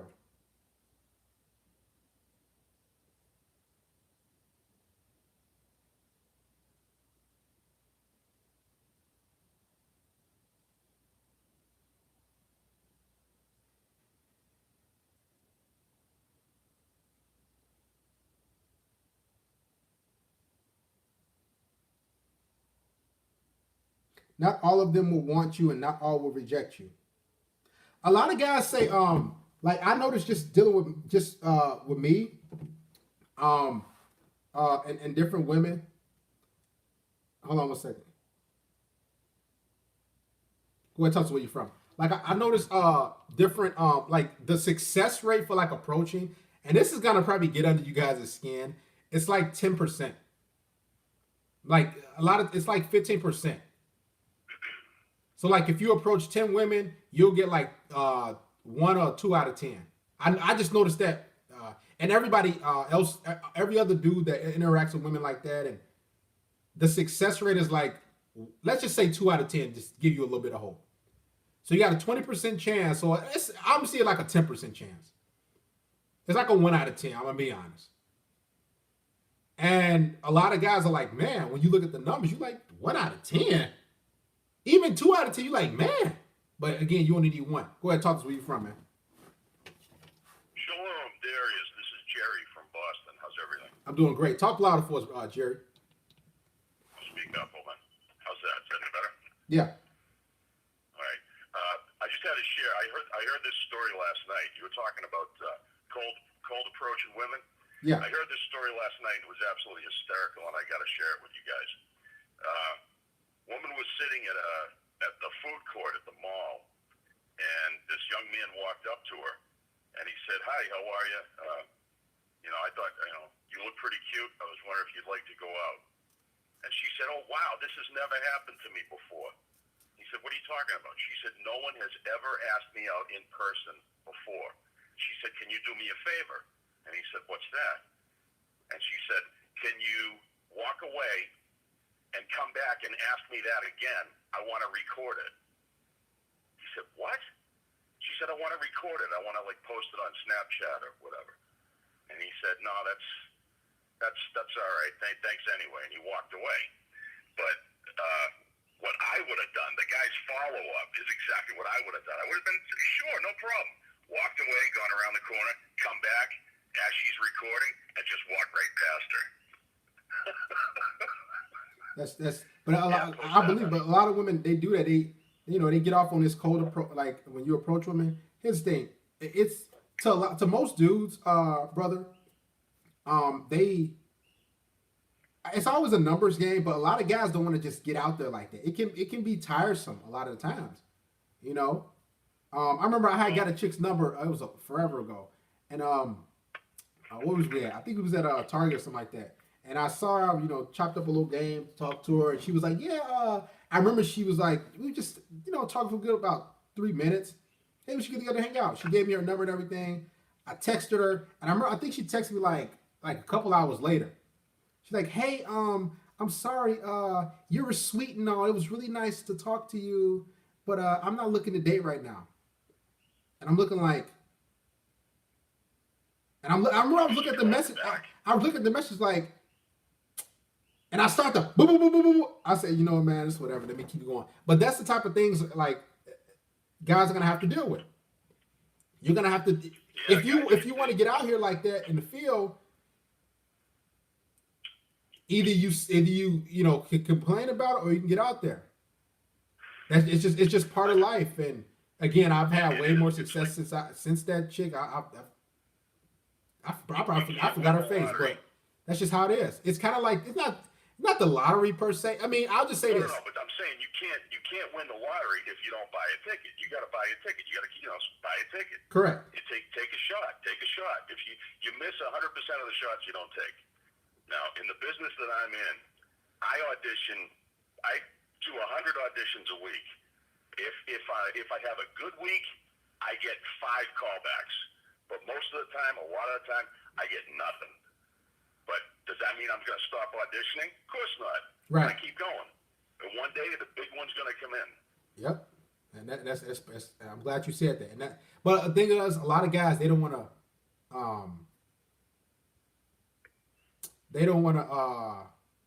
go down that route. Well, it's okay. I was talking to a young guy a couple of weeks ago, and he was saying, how do I talk? How do I talk to girls? And I said, you just do it. Go to the mall, talk to the ugly girls, talk to the sales girls, talk to the old girls, talk to the fat girls. Just the more you do it, it gets to be like nothing. And I said to him, think about this. How did you feel the first time you got behind the wheel of a car? And he said, I've never been behind the wheel of a car. And I said, how old are you? He said, 26. 26 and you've not, okay, whatever. But then it goes like that. The first time you're behind the wheel of a car, when you're like 16, whatever, you're terrified. I mean, most people are terrified. But then now, after you do it over and over and over again, you get in. Most people get to work and they say, how was your drive? You're like, I don't even remember. Because you're on autopilot. You just do it. It's like muscle memory. Second nature. You just gotta keep doing it. Yep. It's part of the game. Thanks for calling, brother. Love you, man. Peace. Have a good night.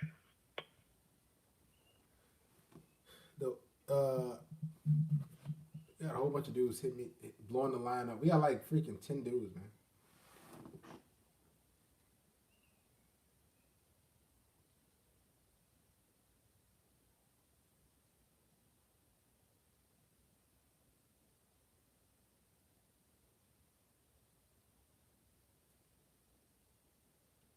Guys, the lines, guys, you understand when somebody's talking, there's no point of like calling.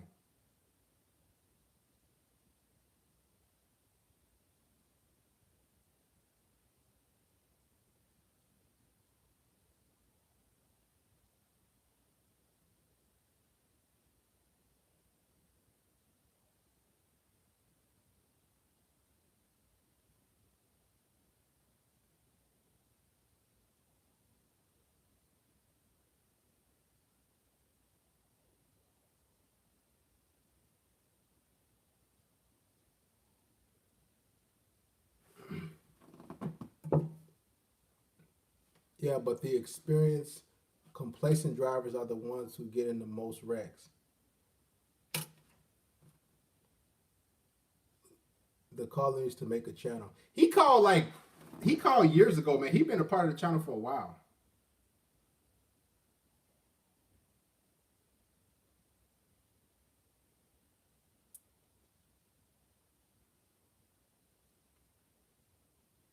He been part of the channel for a while.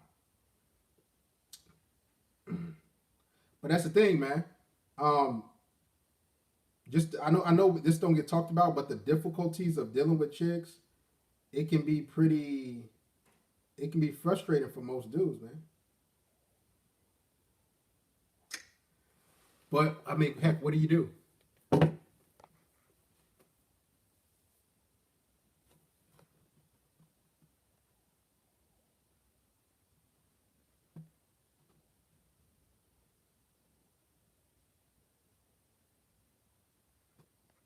Uh, I'm looking at the Apex Predator comments and the moderators. I'm skimming past whoever ain't donated to the church.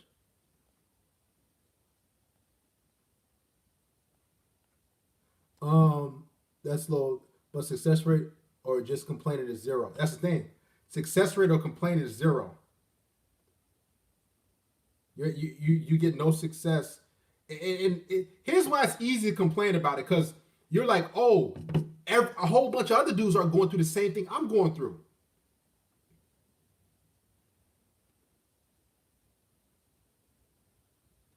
Like you got to think everybody. You got to think everybody.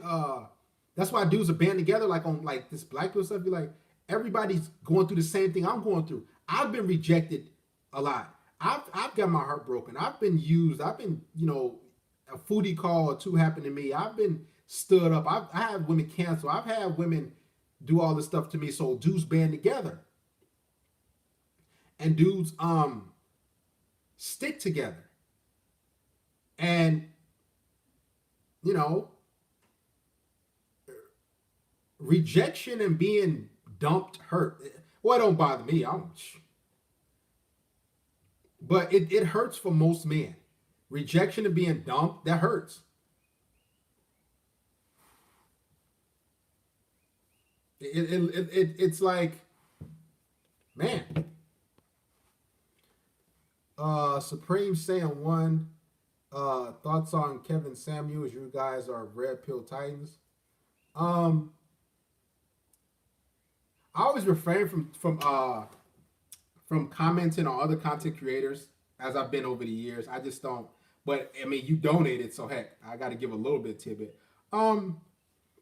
Thoughts on Kevin Samuels? I remember he was in my live stream. He really blew up over the recent like few months. I think due to that one of those videos.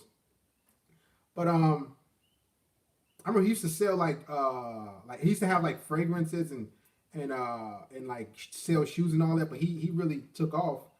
But I see a few videos come across on my time news feed, but I don't get into it. But I mean he capitalized on female dysfunction and delusion. He's doing his thing. I don't have any issue with it. He's doing his thing. But I just know guys probably screen recording this stuff. I know how y'all guys is. Oh, Derek said this is about Kevin. No, man. But he's doing his thing. I focus on myself and what I got going on. I see different videos pop up and everything. But I see guys, dudes y'all listen to, I've seen already. I've seen tons of those dudes.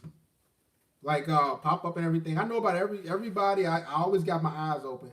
But when it comes to Kevin Samuels, he's exposing chicks. He's monetizing it. Me, I give more so solutions. Now I'm just going off, his content or whatever. I give more so solutions to like you guys issues or like attracting women, interacting with women. That's my sort of thing. So I give you guys red pill stuff, but I give you guys, how to interact, how to talk to women, how to do this, how to do that. And that's just how I go about it. But yeah, trash chicks calling the show. And he's monetizing, he's doing his thing. Again, I focus on my stuff and I worry about my content. That's it.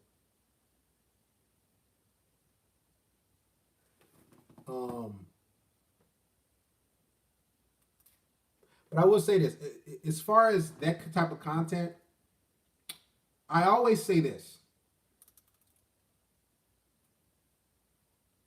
Nah, let's move on. Let's just keep moving. Appreciate these long sessions, Derek. Shout out to Mr. Nirvana PDX. No problem, brother. Thanks, man. Much obliged. Everyone's welcome. Shout out to Jerry. Yeah, Jerry, he been on my channel for a long time, man.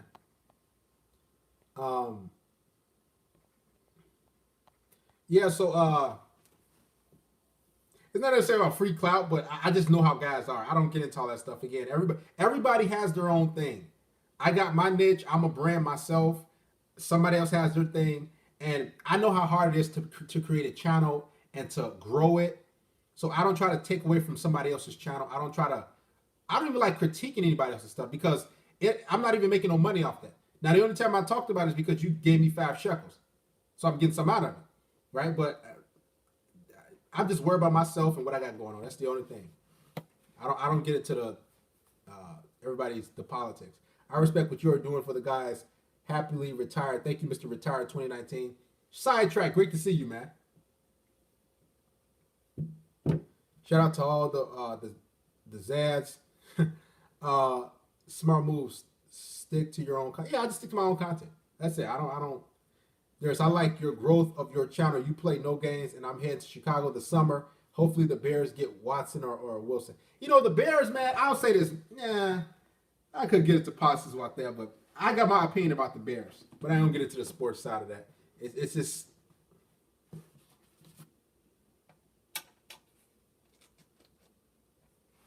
My thing is, why would Wilson... Or I should say, why would Watson be playing like he played in Houston was nice in the dome and come to Chicago in the cold? You're like, man, listen, throwing a football in the cold, nah. And catching and getting hit, listen, he gonna wish you stayed in Houston. Just stay there. You got the reins. I mean, what you mad at a coaching thing? Listen. Though, and you got, I think, tax free or something like that, state taxes. I think that's Texas or Florida, one of those. Man, you come to the Bears, man, you going Bears, they never had good quarterbacks for a reason. All I'm gonna say is this, because I don't want to make no politics. I don't want to get into all the discussion, because I know I'll start some fire. Look at all the quarterbacks that have been selected by the Bears. If y'all not a Bears fan, just look at every single quarterback. Look at them visually. And you'll see what I'm talking about. That's all I got to say. Look at them visually, and you'll see what I'm talking about.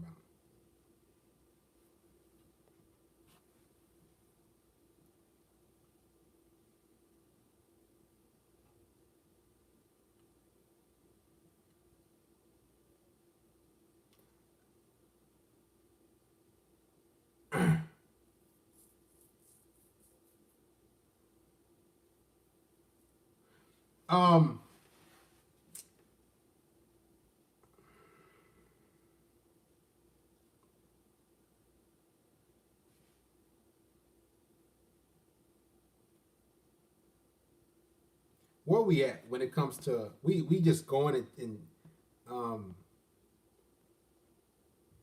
make sure I like the stream, man.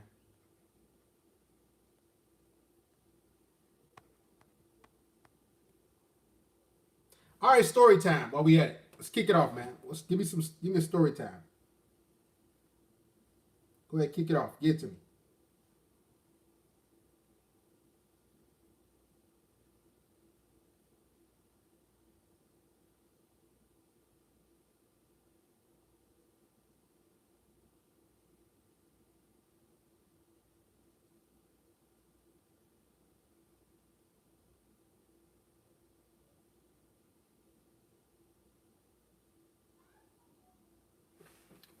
Story time. Give me a topic though.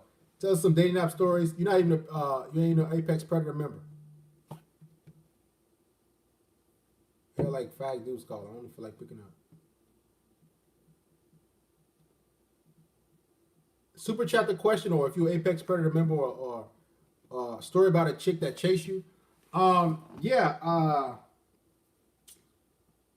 I had a whole bunch of chicks that chased me, but a chick that chased. In order for a girl to chase you, here's what I noticed: you have to be number one on her list. Like this is the only way a woman will chase you and pursue you. If you're number one on her list, you're the best she can do, then she's gonna pursue you. She's gonna chase you. If you're like number 4 or 5 or even number 2, she's like, because she got her eyes dead set on a certain guy.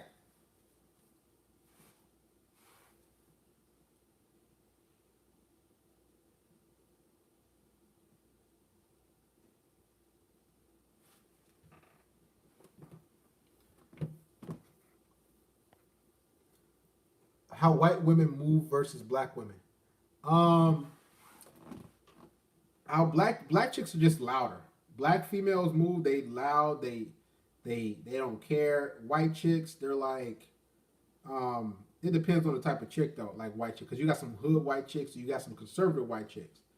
I used to deal with hood white chicks, more inner city. Now I just deal with conservative white chicks. It's a little more difficult, I'll admit, because if you're a black guy dealing with more conservative, more in shape, no tattooed, own color hair white chicks, those as a black guy, that's another level because they're not used to black dudes interacting with them like that or dating dudes. So it's you got to make sure your game on point. Now, if I dealt with like a white chick who was like inner city that like used to dealing with black dudes or had a track record or who got black female friends, like it wouldn't be difficult like that. Like I can just look and tell if a white chick deals with black guys. I can just look and y'all know all you black guys, you can just look and tell, oh, that white chick, she deal with black dudes. And you can look and tell other white chicks, oh, nah, you can tell that she not used to, or black dudes not used to probably interacting with her and approaching her. Right?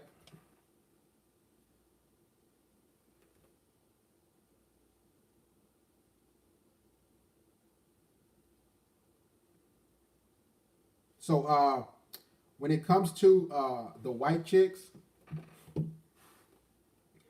they are just from my experience, I'll say this: white women, they think about status, they think about social standing. Like the more conservative white chicks, the more preppy in a way type of white chicks, they think about all that. So you have to be on point with your game.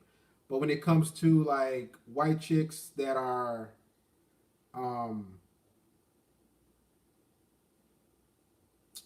like just inner city, those is like those are the low pogs. I paid so many of those chicks, man, it's nothing. I smashed so many of those, it's like nothing. But black women, we all know. I mean, y'all can see it on YouTube. Y'all can see it everywhere. Black women, do I deal with black women personally? No, I don't date. I don't really interact with black people. Now, if we talk, I don't mind interacting or if we work into something like that, or that's done. But romantically, that's just not my. I want peace in my life. You understand? I want a woman who's feminine, who gives me peace, who's relaxed. I'm 32. At this stage of my life, I only go for cooperative, submissive women. I don't like women who have deep voices. I don't like women who have masculine features. And for most black women, a good 98% of them are like that. I don't deal with women who give me a hard time, who make my life difficult. Now, are there black women who don't do that? Yeah, but it's like a minute percentage. Where we at? Any tips for dealing with vengeful chicks at uni who are upset about you pumping and dumping them? Yeah, just keep it moving. Mr. Riley Park, just keep it moving, and that's it.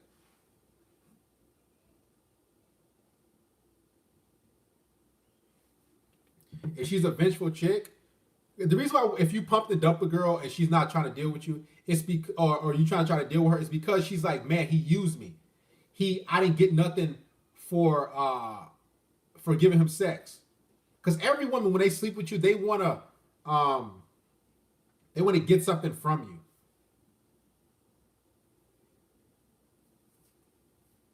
you. They want something from you.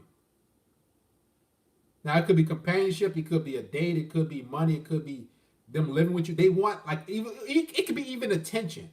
Like guys, it's been rare occurrences. Matter of fact, I don't even have any. That like you had sex with a chick, and then that was it. Like she went home and then like you just hit her up again. Hey, you want to come through? Like no, she like got mad. She like felt some type of way. She like, so where do you see this going? Or just try to play game like because they want a guy who's going to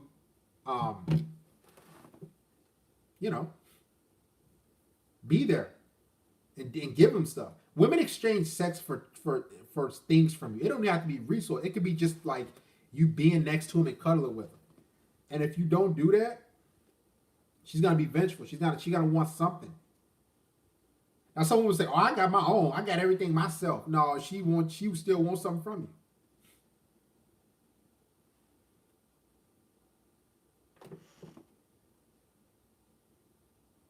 She still wants something from you. So let's deal with a vengeful chick. Just don't talk to her. Just let her go. Just leave her alone. If she send you text message, screenshot it so you can have something for law enforcement. If she calling you, make sure you save those voicemails. That's it. So you can have some ammunition if it go that far. It goes out saying that feminine women do it for us. Yeah. Malik Dean. Yeah, they do, man. Feminine women, yes.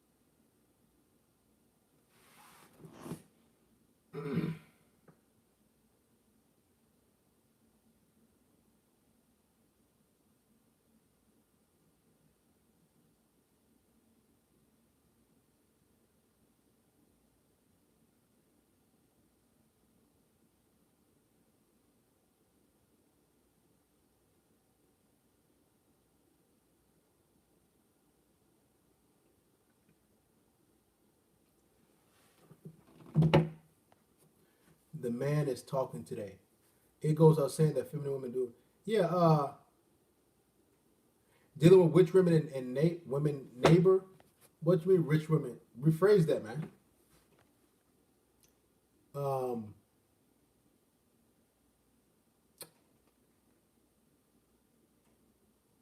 get the likes up. I've had chicks approach me. The most submissive women by ethnicity in your experience. The most submissive women. Oh, number one is Asian women. Easy. And that's from me being overseas and dealing with them. Overseas, I mean, just Asian women, number one. Number two, I'll say white women, of course. Number three, Hispanic women. Number four, black chicks. So way dead last. Like dead last. But again, I ain't dealing with no Asian chicks since I was overseas because Asian women in the United States, they keep that in their community. They ain't dealing with you like that. Like Asian women ain't dealing with no black dude in no United States. Unless she like totally mentally destroyed. Because okay, here's how women. Okay, let me break something down for y'all. Here's how women view you when it comes to class. Okay, this is why a lot of y'all get rejected. I'm gonna keep it real. When you interact with women, and this is deep, and you exchange numbers with them, or contact information, or you try to talk to them, whatever. In her mind, and it's messed up, but it just they're thinking, okay, is this guy potentially in the same social class as me? Water seeks its own level. So if you're out here interacting with all these chicks,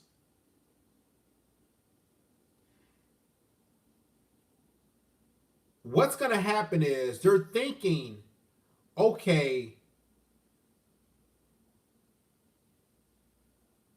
what can I get out of this guy, or how can he elevate my life, not just financially, because they don't know how much money you make, but they're thinking of social class. Race and social class matter.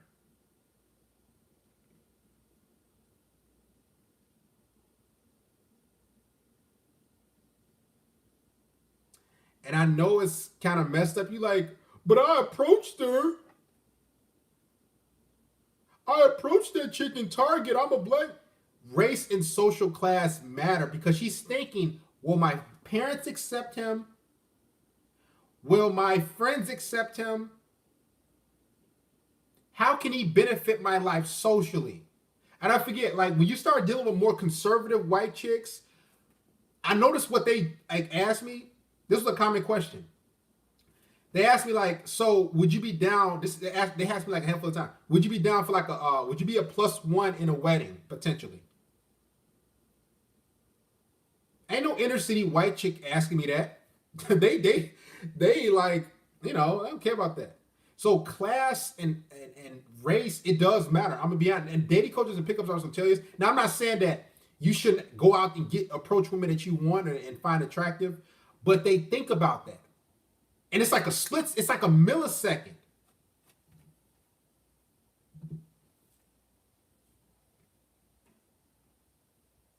It's literally a millisecond. They're thinking, okay, boom, boom, boom, boom. It's not even like, oh yeah, this guy. That's why like a lot of dudes get rejected. Now I'm not saying don't approach the women that you want. I'm saying they think of that automatically. Like they think like, okay,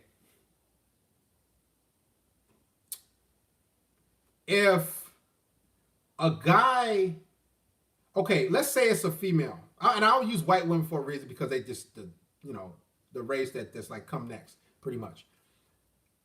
She's thinking in her head, okay, this guy Darius is approaching me in Target. I'll use Target because that's the spot, pretty much. He's approaching me in Target. How would my friends who have all white boyfriends view Darius?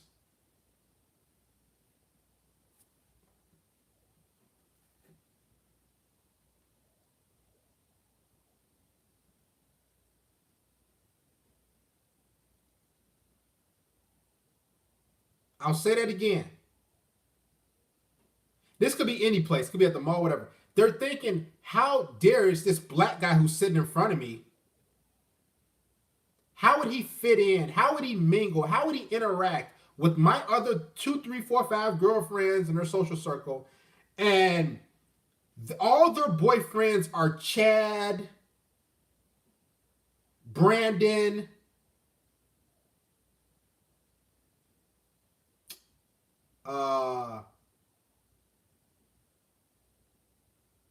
Johnny. I'm trying to think of white guy names that are like modern.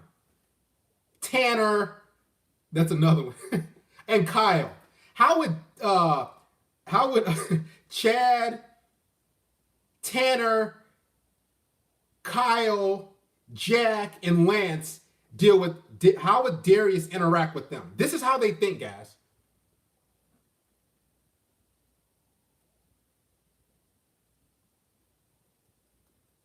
Now, again, nobody talks about this because they're thinking about, okay, yeah, I want a boyfriend. I'm available. But if we go camping, uh, you know, how would he be with us? That's how they see it, guys. This is like an unknown hurdle that nobody talks about in dating. But again, I want you guys to interact with me. Don't think about it. I'm just telling you, it's like a rule that nobody talks about.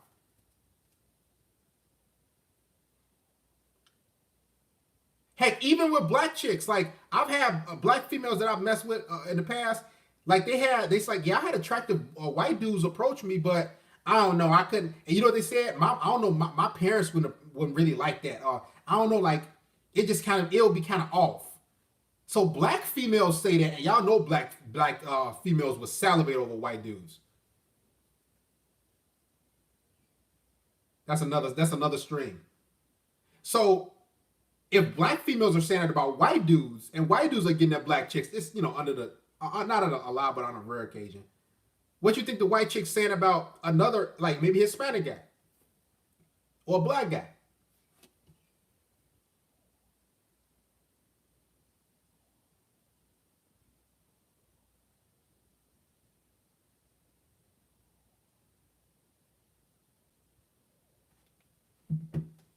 Women allow their social circles to determine how they're attracted to you. So they'll get your number, and if they don't like a certain type of guy, it's not that you're not unattractive. You can be attractive, but still she'll cut you off. Because you're not, okay, let me say this. And get a last one thumbs up. My main chick, she's white. Some of y'all probably seen her in like a couple of videos or something like that. Or like y'all see her on Snapchat here and there. She's been with a couple white dudes, but she's dated majority black dudes. She's been with like two white dudes, but she's dated majority black dudes. So it was an easy like fit in for me because that's what she was pretty much used to. Aside from the two white dudes that she had dated or talked to in the past. So it was an easy fit for me to deal with my main chick. Like it was pretty much effortless. Because she had a track record of dating or interacting with black dudes or attracting black dudes. Again, she'd been with other guys of other races, but still of her own community. But still, so it's easy. So if it was easy for her, what a lot of, and I remember she was telling me, my man, she's like, I don't, I would probably talk to a white guy, but I don't want to date white guys anymore. She's just attracted to black guys. But again, she had already been with white dudes. So guess what? It was just an easy, whoop, like a plug and play. Shout out to my sports fans. It's like a plug and play for me. And that's the same thing with and the reason I'm using white chicks because I'm just using it for example. It can be Hispanic women, it can be Asian women. So they're thinking like, okay, so if that white chick potentially in Target,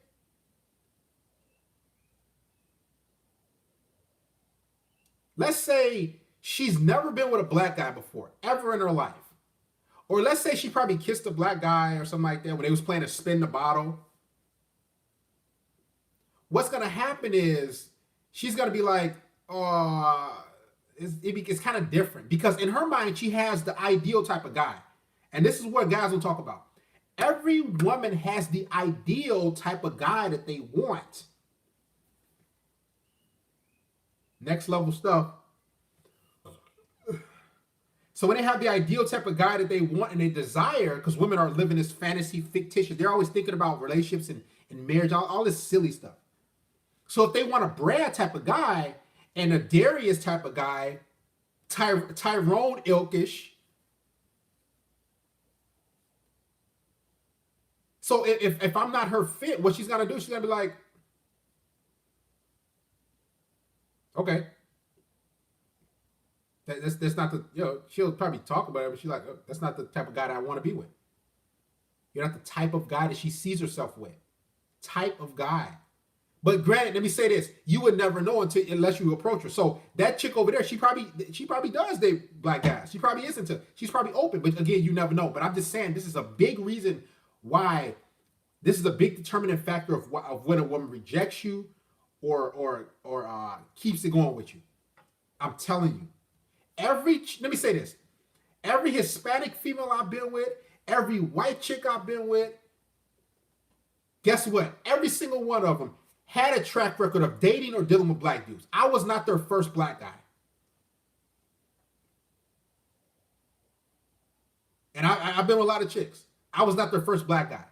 They probably kissed a black dude. They probably had sex, dated, whatever. I was not their first. They probably was in college, maybe had a little quick relationship, whatever situation. So I was not their first. So it was like easy for me to plug and play and fill in.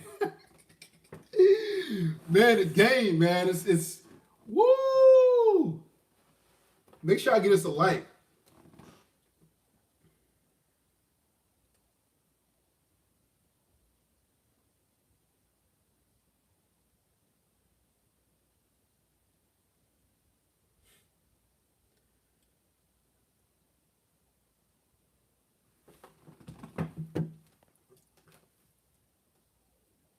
She wants Tyrell Jane.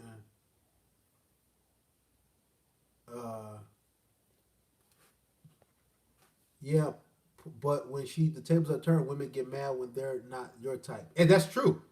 That's the thing too. The tables can be turned. If you're not her type, then you know, she ain't gonna deal with you like that. Or excuse me, you ain't gonna deal with her like that, or you gonna smash her. So it goes both ways, but it's more so with men. Here's the thing: you can be like you probably have a beard. You could be a white dude trying to talk to a white chick, and you got a beard. She don't like dudes with beards. You could be a white dude trying to talk to a white chick, still in your community, and you're not tall enough, so she don't deal with you. Or you probably didn't make her feel a certain way. Like, let me say this too: the game gets so deep with this. This is why a lot of guys ain't really dealing with it. I talked to an Indian chick, man. She was like on some bougie, goofy stuff. That's another story. I'll get to the story in a little bit, matter of fact.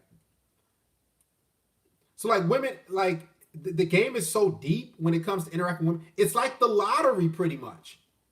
You talk to women, they're like, okay, that's why they say it's a numbers game. You hear a lot of guys saying that because it straight up is. Talk to a chick who rejected, like, boom, boom, boom, boom, boom. You got to just boom, boom, boom, boom. Like, and a lot of guys, they ain't cut out for that.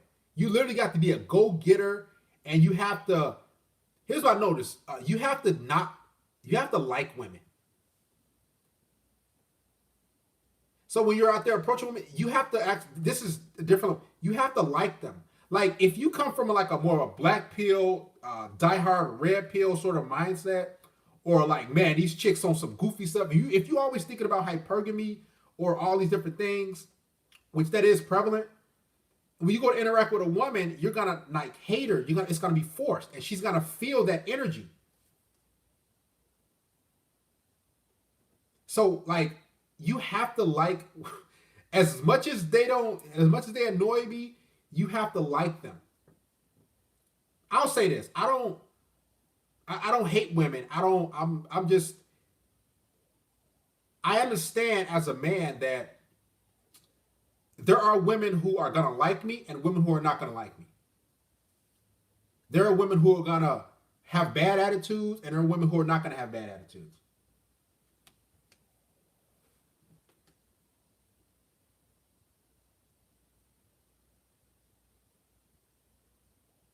That's just how it is.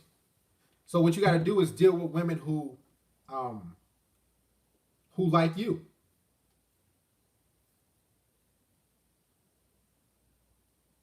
That's the only thing. Deal with women who like you, who have high interest in you, and don't focus on the women who playing games, who don't like you. This is going back to the title of this last stream. Dealing with difficult women, let them go. If a woman is not into you, you just gotta let her go. I just lied when asked about work and education. Avoid the beta provider labor. Yep. Yeah, a lot of these. I'll tell these chicks, man. Like I tell them, like, oh, this is a good one. Tell them, guys, this is next. You know what? Forget this. I'm putting it on the Patreon. I was gonna tell y'all something, man. I'm putting it on the Patreon, man. Forget it. I was gonna give y'all some more game. We don't even get 300 likes. Man, this game that I was about to give y'all, it was gonna be so crucial. I had to stop myself. Like it'll change y'all whole how women view you.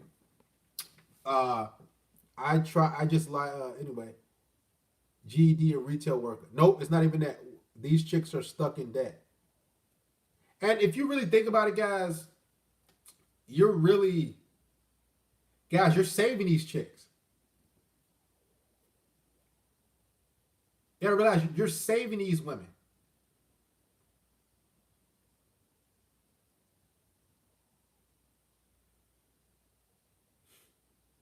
These women, they just walk around with no purpose, no mission, and they're looking for a guy to do all the work. As messed up as that sounds, they're looking for a guy who's going to be taller than them, stronger than them, smarter than them, makes more money than them, funnier than them, more confident than them, more charisma than them. Like everything they're looking for in a guy, they're not that. And that's why a lot of dudes are tapping out of the game. They're saying, wait a minute. So if a woman wants me to be funnier than her, more adventurous, aka not boring, make more money, taller, smarter, more confident, more logical, which we are, and be emotionally stable and deal with her SIHT test. Like, I'm thinking it's a 10th one in there, right? And you must like her dog and her cat. I mean, I'm running out of fingers. I don't have any more. Like, that's why a lot of dudes tap out. They're like, man, dude. Or a lot of dudes say, man, I'm just pumping and dumping.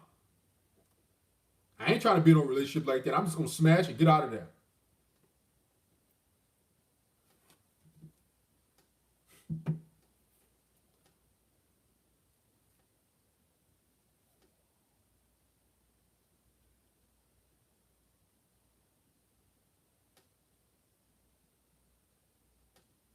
I don't blame you. A lot of guys say, man, I'm that.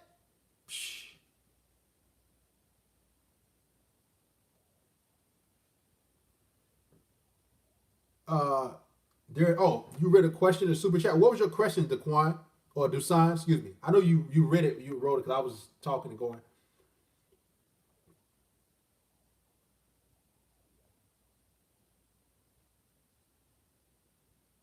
I'll say this: I've dated girls before who have outright shat on white guys like it was their career, yet happily dated me, white, and all their exes were white too.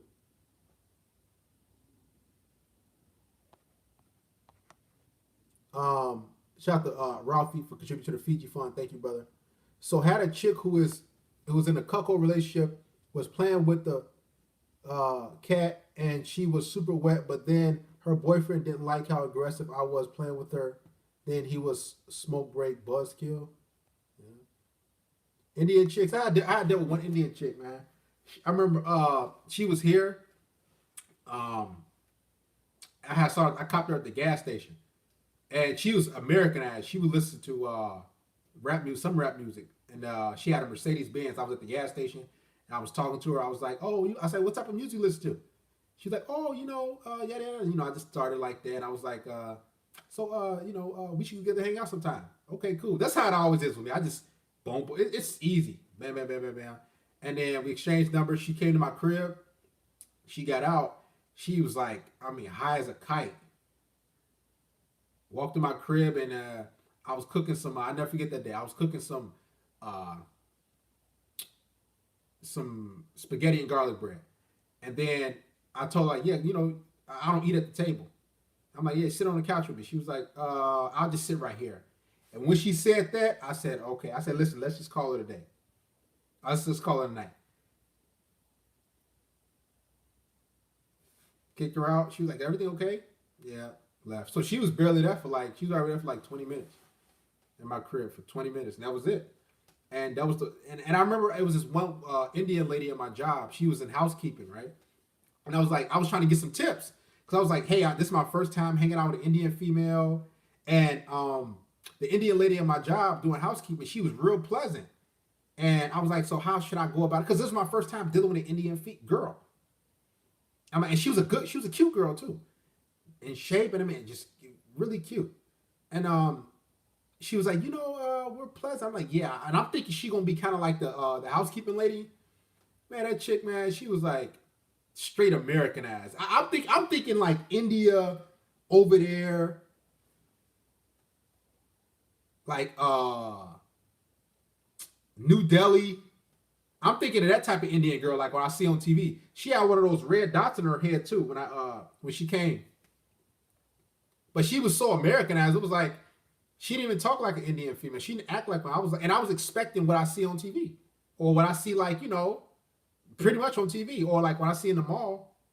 I'm thinking she like more down to earth, like really submissive. That's what I was expecting. Man, that chick had her just talking like I'm thinking she, then I had to give it a boot. 20 minutes there.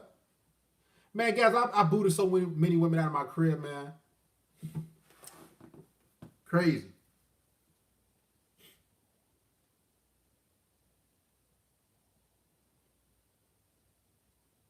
Crazy, man.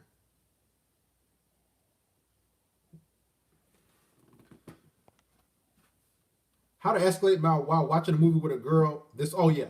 And I did talk about it. I said when she's sitting down chilling with you, just touch her leg and just put your arm around her and get you a blanket. And make sure it ain't too hot in your house, so you can have a blanket. And then y'all watch a little scary, put on like a scary or thriller flick. And then she, get next to you and just start touching her little thigh, and then start touching her hair, and then go from there. It's pretty easy.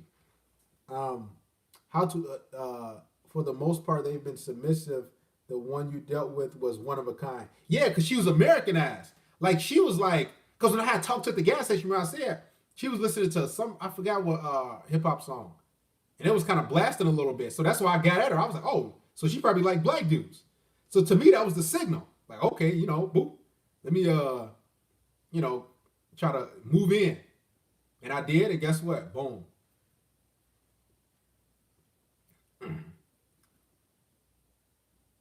I came to just drop in a like. Appreciate it, man. Guys, let's get to 300 plus likes, man.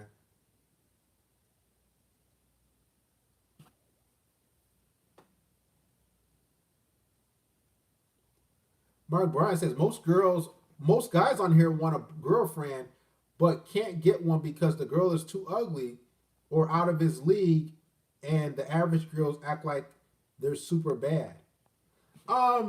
It's not. It's most dudes want girlfriends. Here's what I noticed about a lot of dudes in the more black pillish a little diehard red pill community. Not all red pill, but most red pill, just definitely black pill. What I notice is men don't hate women. Here's the big kicker: like they think men going their own way, or black pill guys, or even incel guys, they think those guys hate women, or even some red pill guys. No, they don't. They don't those guys don't hate women. It's just that they want a woman who's going to be loyal, caring, loving, and not leave them.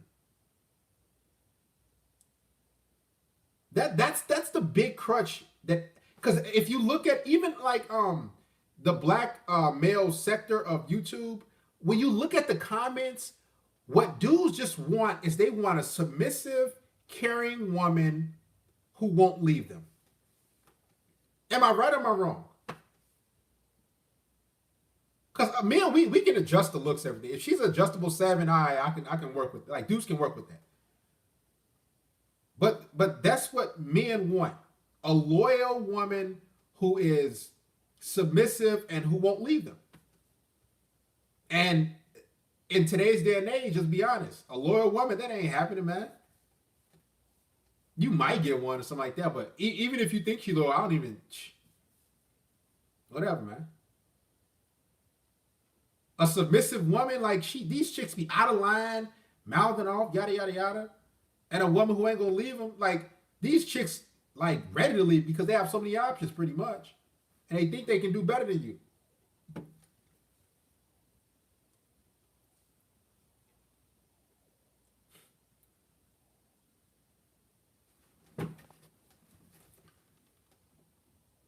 Right? That's what dudes want.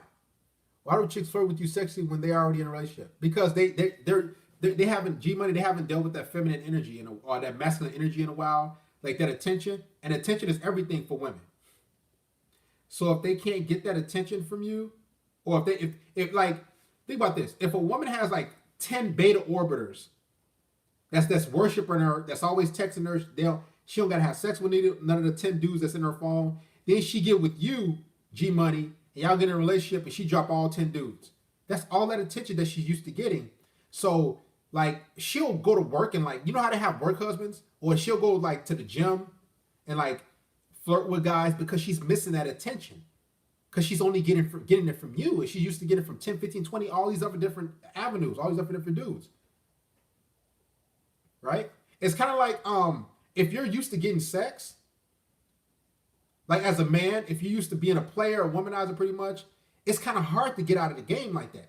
Because you like, okay, even if you got one girlfriend that's loyal, that's caring, that's 100% on point, follow your program, what happens is you still kind of looking, you like, man, because you know it's easy to get sex. And that was your life prior to getting with that exclusive with that one girl, who's a good girl. Cooperate and follow your lead on point.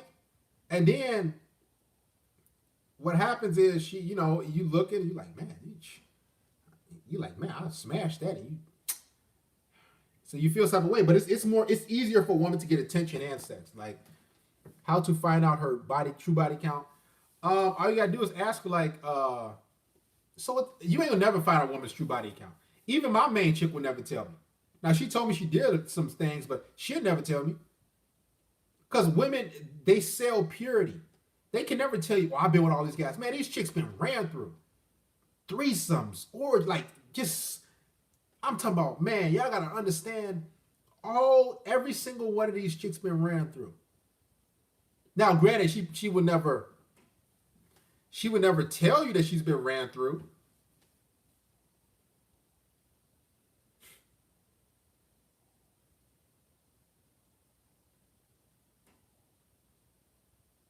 She would never tell you. She would just be like, oh, I notice it's usually 4 guys. Like women always usually say, I've been with 4 guys like in a relationship, like just 4 guys. That's always the count I notice. 4 is a lucky number. 4 is actually my favorite number, but it's always around there. 4, maybe 5, but 4. It's like 3 is a little bit too less. 5 is a little bit too much.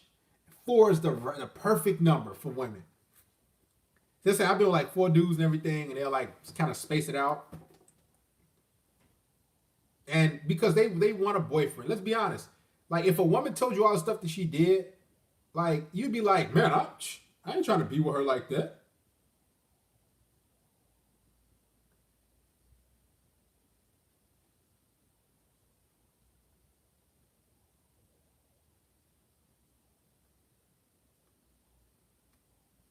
You'd be like, man, I ain't trying to deal with her like that.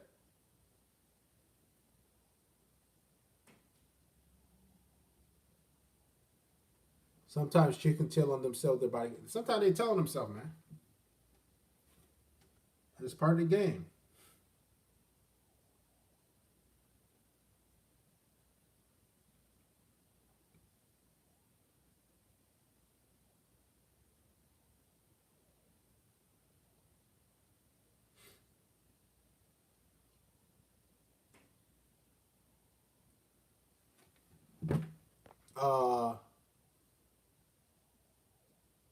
Man, these chicks be with 4 guys in a month. I'm being honest, man. These chicks be getting ran through and smashed. All of them. They just ain't hooking up with you. Now, some guy, I think, commented, one of the guys said, are they worth it? That's the big question. Because a lot of dudes like, man, Darius, if I got to go through all this stuff, are these women worth it?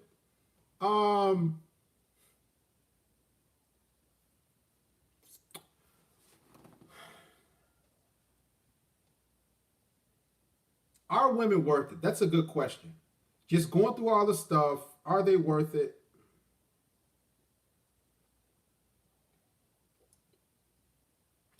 That's a hard question to answer. I'll say that.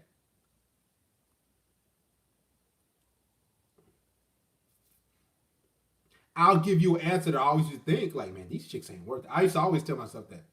And I agree. It depends on your definition of them being worth it. Do you mean like just overall?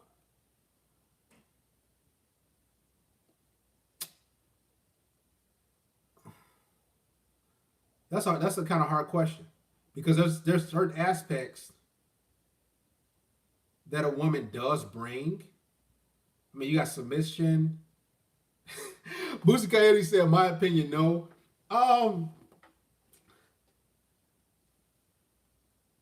I'll say this. Let me say this. She's worth it if she's worth it if she's submitting and cooperating. And let's be honest. If you want that type of situation, the chances of that happen, like, guys, let me tell you something. The type of treatment I get, it takes a lot of game to get this sort of treatment, man. It takes a lot of time and energy. It takes a lot to get the sort of treatment that I get, that I tell my clients that I have consultation. It don't take a lot. It just takes you knowing what you're doing. Now, is she worth it? That's a kind of a hard question. Somebody said strong. Everybody's saying no. um, how about let's start off like this? Can women elevate your life? My main chick, she can't elevate my life, and she probably watching right now. She can't elevate my life. She can't put my life in a better position than it already is. Matter of fact, if she happened to leave tomorrow, had good reasons, I'll be in a better position actually because I'll be making more and I'll be doing more, far more. Now I'm already doing stuff when she's, but I know it like somebody say a hard no. Like it's through the BS that you got to deal with women. It is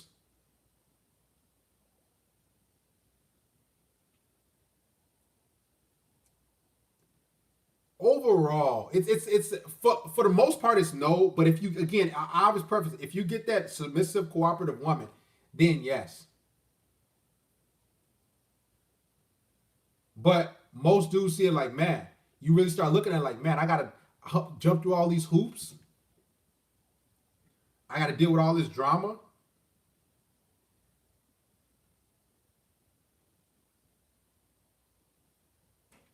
I gotta deal with all these different things.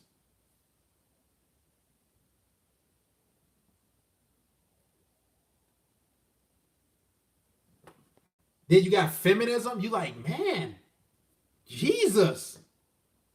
It's like straight up and down. It's like you find a needle in a haystack a lot of the times, man. Because look, just look at all this content like these reaction videos dudes doing. Like TikTok, like these females, you start looking like, is that what's up? Even my main chick, she be finding videos for me. She be like, yo, check this video out. And she sent it to me so I could, do a tidbit on it or something like that. Or get my thoughts on it if it coincides with my channel. Like straight up and down, like for the dating and mating scene right now, there are submissive, cooperative women. But man, I'm gonna tell y'all right now, y'all gotta get out of the hood. You gotta get out of the inner city. Y'all gotta like go to areas where it's like straight conservative town practically. You gotta go to areas that's y'all hear me bringing up Target a lot. That's because that's one of the most feminine places on earth that you'll find women. Y'all understand? Like Target is the most feminine place that you'll ever find a woman.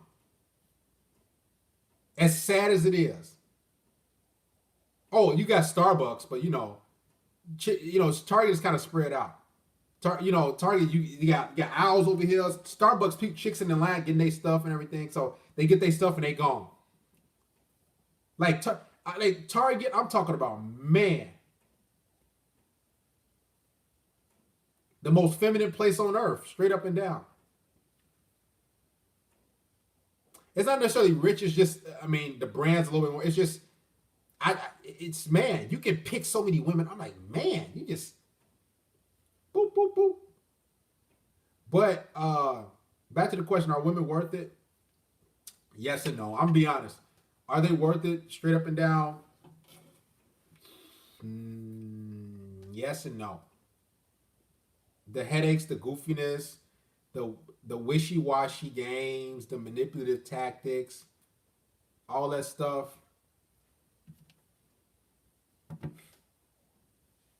No. Just the silliness.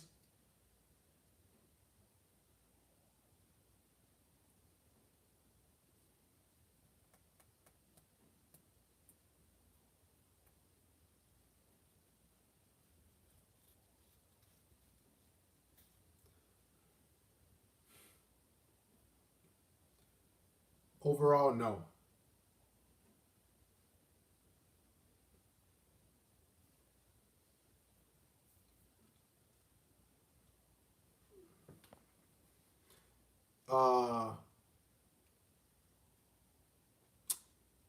Guys, give the last stream a like. Make sure you like the stream.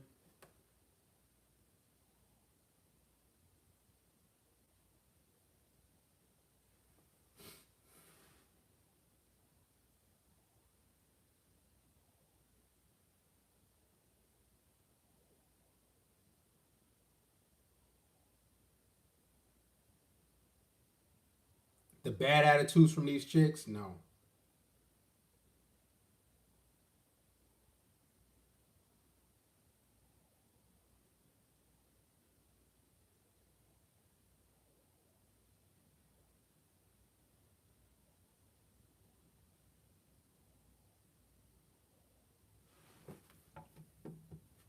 See, I look sad. Oh, me? No, I'm not sad. I'm trying to think of, yeah, like podcast. A chick takes more pics with you than her boyfriend. Is that her? That her? And that's an attention whore. Or is that a sign of interest? Well, just smash her. I mean, you guys think too much into the situation. If a woman's contributing to your life and I give you a headache, she has. I mean, she pretty much good to go. She give you sex on tap. She's cooperating because, to be honest, that's the only thing most women can give you. Fellas, have you heard about yada yada yada?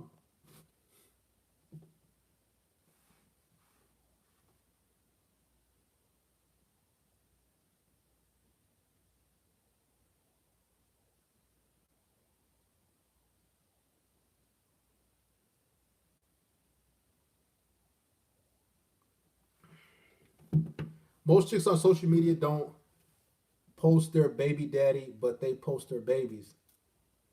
Hmm. Have you heard about the petition women are signing to make it a law in the UK that men have a 6 p.m. curfew so they feel safer at night? Man, I heard about that, man.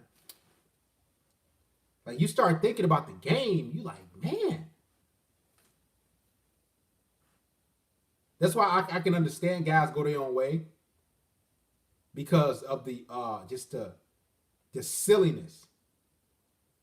Like I was in we was in a restaurant, me and main chick this past weekend, like Friday or something like that, a couple days ago, and I was like, watch what this waitress does. She's gonna immediately face you and say, "So how are you going?" She's gonna be generous to you, the female, and then she might look at me and ask me, "So you need anything?" I said, "Watch this." So the waitress comes. Guess what she does? Looks dead at my chick, literally faces her. So hi, how can I help you? How can what can I get you today? Every, I mean, it's just that's just how women view. Uh, that's how women view men. A lot of times, um, my girl cheated on me, and I'm still with her. If they like you, they tone down the drama.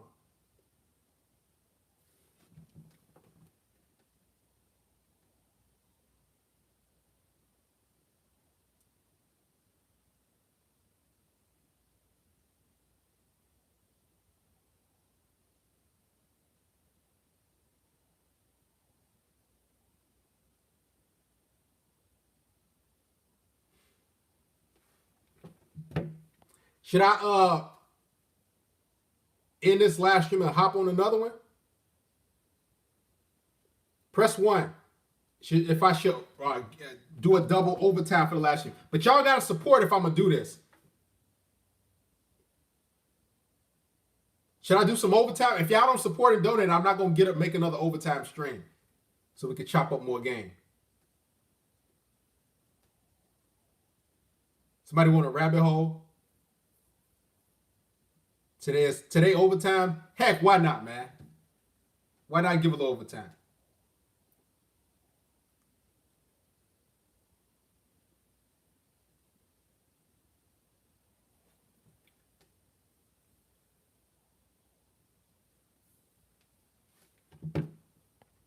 All right, let's get it. Listen, we're gonna make it. What should the live stream be called? We're gonna make it I don't know. I'll contribute to the flashlight fund. All right, we listen. We're gonna end this one and we're gonna get another live stream going. Give me about 2-3 minutes, all right?